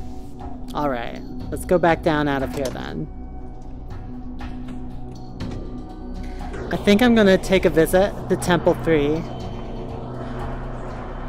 Oh wow. That mountainscape gets me every time. It's so, so beautiful. Okay, where am I going? Where am I going? Here we are. Got a little bit distracted. I want to see what's in that shed in the back. I never noticed it. Oh, here's some more notes. On returning from the tower, I feel a great tiredness and an enormous energy. What I now know disturbs me, but I hope that by living with this knowledge, I might provide a shoulder for you, the giants of tomorrow, the shepherd. The view from the top must be incredible. Notice, this is a fine detail, but notice how the shorter messages have lower resolution barcodes, and the longer ones have higher resolution barcodes. I think these might actually be real QR codes that you could really scan if you took a screenshot with your phone, and they would actually have this text in them. I may be mistaken about that, but I think that is actually true, which is very, very cool. Where have you been, child? Around. Remember, the great tower is not for you. Do not give up the hope of eternal life for the hollow promises of curiosity. I do what I want, God. You're not the boss of me. Alright, I need 5 more sigils to get in here. I think the colors of the sigils actually matters. So I need green sigils to open this gate, and that will let me get into the Bee Temple and a whole new set of levels. Let's see what this terminal is doing over here. Part 2 of the certification program has now been generated. Woo! Time for another human test. Let's see if I'm human. Alright, I'm gonna turn this way. Alright. I just like to face the camera when I'm on a terminal. Part 2 has been designed to test the consistency of some of your outlier responses in the previous round. You will be presented with a series of statements. Please indicate your agreement where appropriate. Okay, so I have to just be consistent. Since all human beings are persons, and some human beings have psychological capacities similar to animals, some animals are therefore persons. Sure. I mean, a lot of people think their cat is like a person, so why not? A person is under no authority other than that to which they consent. That's very anarchist. I think that we are under a lot of authority that is upheld with the threat of violence, so I'm gonna say disagree.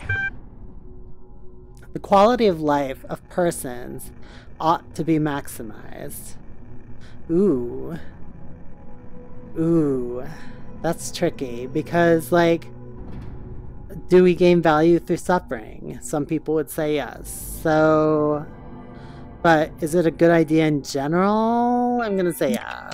Yeah. Value is discovered. Is it discovered or is it created? In the case of art, I think it's like, you could say it's discovered if it's pulled from some kind of Platonic universe of like ideal concepts. But you say it's, I'm not sure if I believe that the concept of a Platonic universe is useful. I think it's more just we're making stuff by creating new configurations that didn't exist before. So I'm gonna say disagree.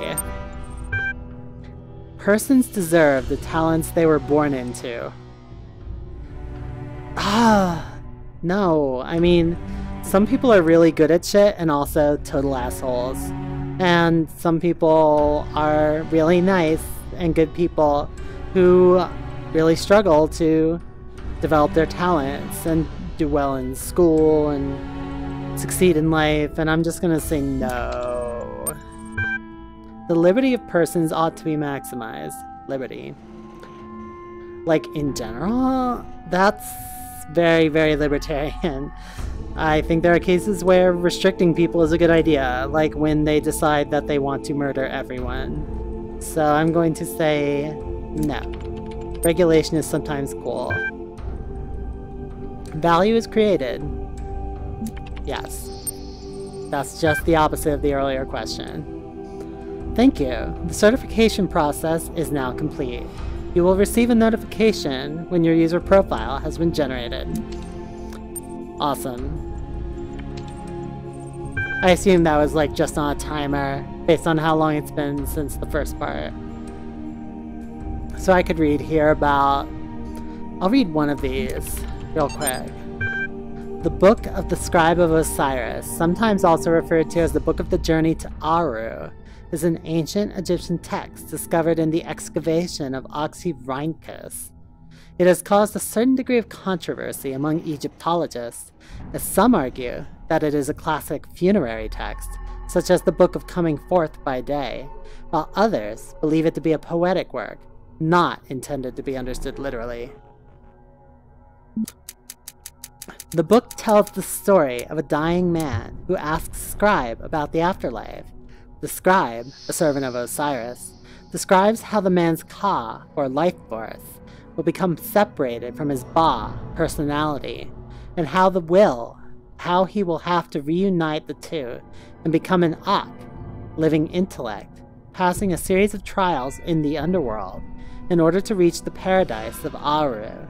Unlike similar texts, the Book of the Scribe of Osiris focuses less on giving advice, or here is the noise where the file got corrupt. A recent study suggests the text may have been intended as philosophical commentary on the world of the living through the allegory of the Duat.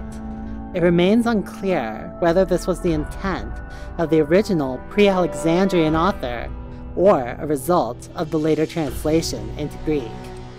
The earlier manuscript, which is considered to be more authentic, is too fragmentary to provide answers, though perhaps future excavation may.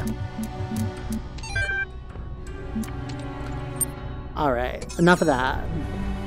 I got puzzles to solve. Exploring is fun, and I love exploring, but I got puzzles to solve. Can I just wander off toward the mountains? Is that a thing I can do? I'm coming for you. I'm coming. The world is beautiful.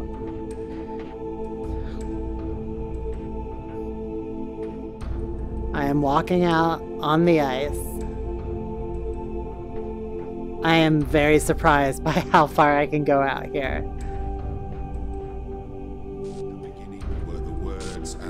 Okay, God is doing his thing, where he stops me from going too far beyond the bounds. You cannot go. Okay then, where the words end, the world ends.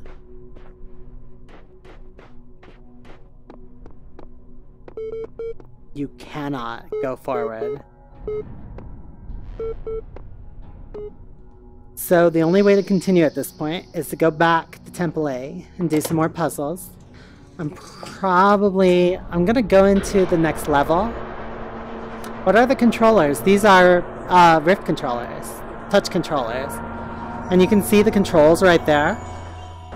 I'm not using teleportation, I'm using regular movement, so I'm just using the stick to move. Use the trigger to use. This button jumps. You bring up the menu with B, and that's it. That's it. So you just use this to activate things, use the stick to move, and use this to jump. That's all the controls in the game. It's very, very simplified compared to the original desktop game. But it actually works really well. There's plenty of direct manipulation. I love direct manipulation as a paradigm for interaction in VR, like with the Tetris pieces, just reaching out, grabbing them, rotating them with your hand directly. It's so much more intuitive than the previous approach. Okay, so you can do these non-linearly in any order that you want to. I think though, I'm gonna go ahead and go to number 3 next, because I want some of these pieces here. I think the 2 stars means these are... I don't know what that means. I think, does that just mean they're difficult, or does it mean I need something in order to do this? Also, I never went over here. So let's see what these 2 panels are. Okay. If I had one more yellow T, I could unlock this. And if I had a yellow T and a yellow S, I could unlock this. I don't know what it is yet. I just see that it's some kind of holographic cube. Probably not the companion cube. That's a different game with a different evil computer. This looks to be some kind of... I mean, it looks like a field disruptor, like the ones I was using earlier. So I don't know what this is all about. Maybe if I get them here, I can use them in this temple? But I don't see how that would help me exactly. Whatever. Whatever. I just love... I love the reflections in the temple. They look so beautiful. Alright. This'll get me that piece, and that'll let me unlock that. So that's some good progress to make.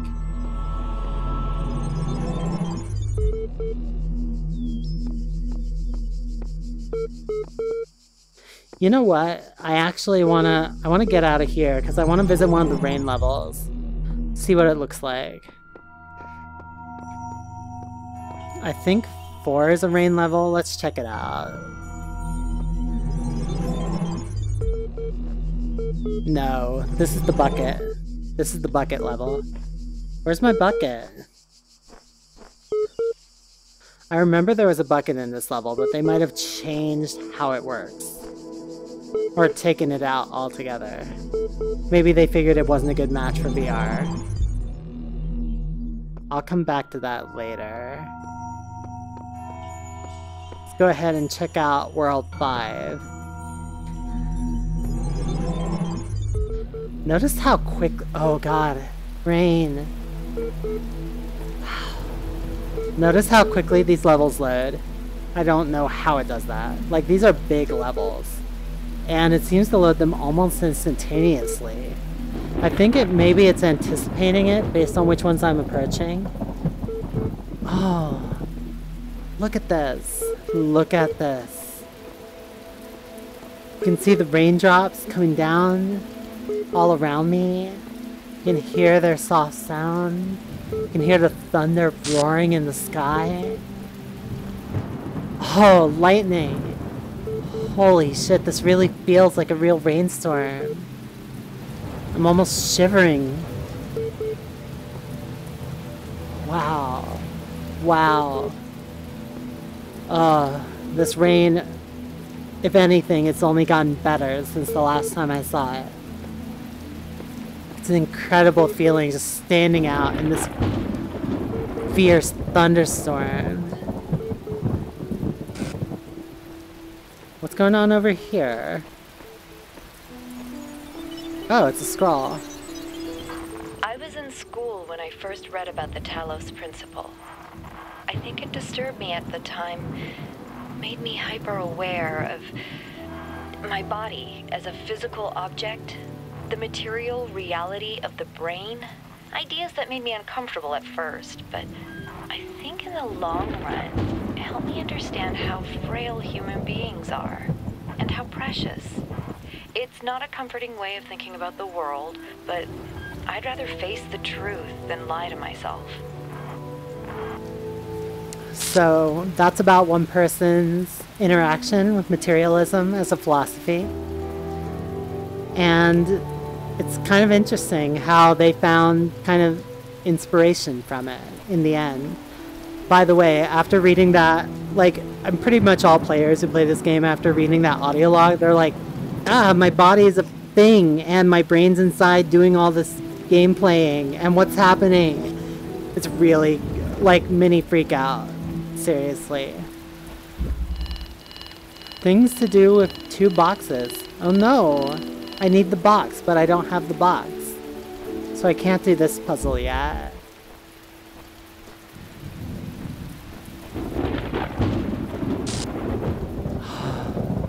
This thunder.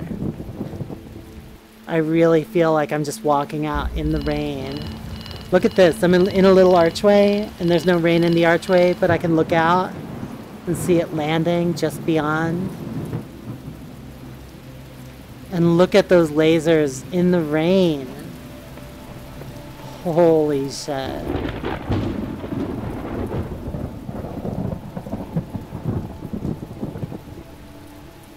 Okay, I have to do at least one puzzle here. Then I'm gonna take a break. What is this over here? I'm just gonna read this wall. Can I not? Can I not? Whoa. Here, those who are worthy may seek the counsel of my blessed messengers. But their wisdom shall not be given easily, for your accomplishments must be your own. What is this? Okay, so apparently I painted the top barcode requesting advice, and I got this response. A messenger must be awakened first. Autoresponder. So I don't get a response yet. Also, apparently this is how I communicate with the advisors, just by painting barcodes.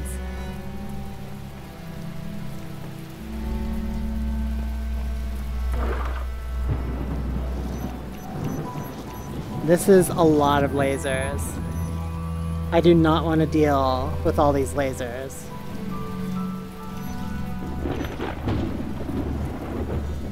I think if I just... How am I gonna do this? There's no way. I can't get near the gate without freezing one of them, but then I can't get through the gate. Okay.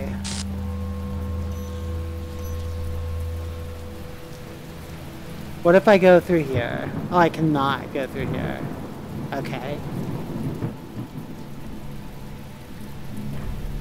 Okay.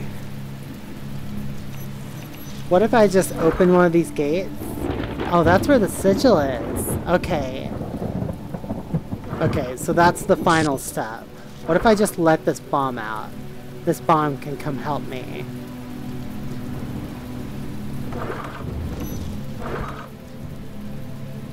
I think I got this.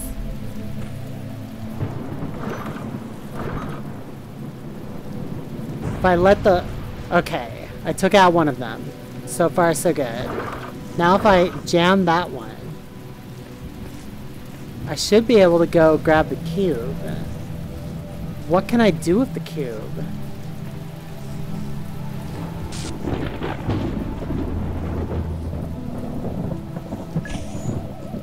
I cannot grab the cube, it's just a hologram.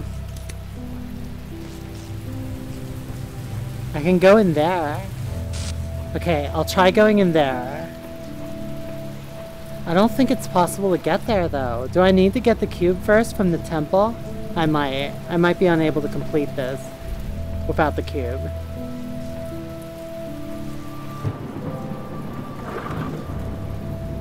Alright.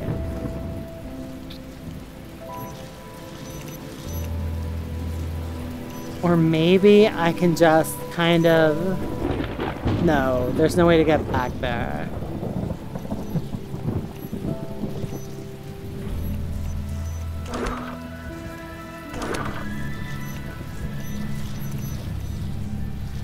Alright. Alright. I'm going to... next time get my hands on the cube in the temple by whatever means necessary, probably by completing some prior stages. I'm gonna come back here, I'm going to wipe out these lasers, and I'm gonna play more Talos Principle. It's been great playing with you all. Thank you all for joining me on the journey back into Talos Principle in VR. And it is truly glorious, it is fun to play, it's far more immersive and beautiful to be inside than even to play on a screen. It is an incredible experience. I highly, highly recommend it. That's all for today. Let me know if you want to see me play any other titles. I'm probably going to play this one for a while. There's a lot to do in it. I don't know if I'll complete the whole game because it's a very long game, but I am very excited about it. So let me know anything else that you want to see in the future. Let me know any... Don't tell me story spoilers for the game, because I want to see it unravel. But if there's anything that you're really frustrated that I'm just not getting in terms of how the puzzles work, like basic concepts about the game that I'm not getting, feel free to let me know in the comments. Don't give me any puzzle solutions either. I can figure out these puzzles on my own, seriously. I just need time. Have patience. Alright, that is all for today. Thank you everyone for making it. Looks like Fire had to go because it's late. It's also late for me. It's already midnight here, so I better get going. It's good to see you all. This has been fun. This has been Talos Principle. I'm a robot. I'm in VR. Life rules. See you next time, and everybody have a great every day.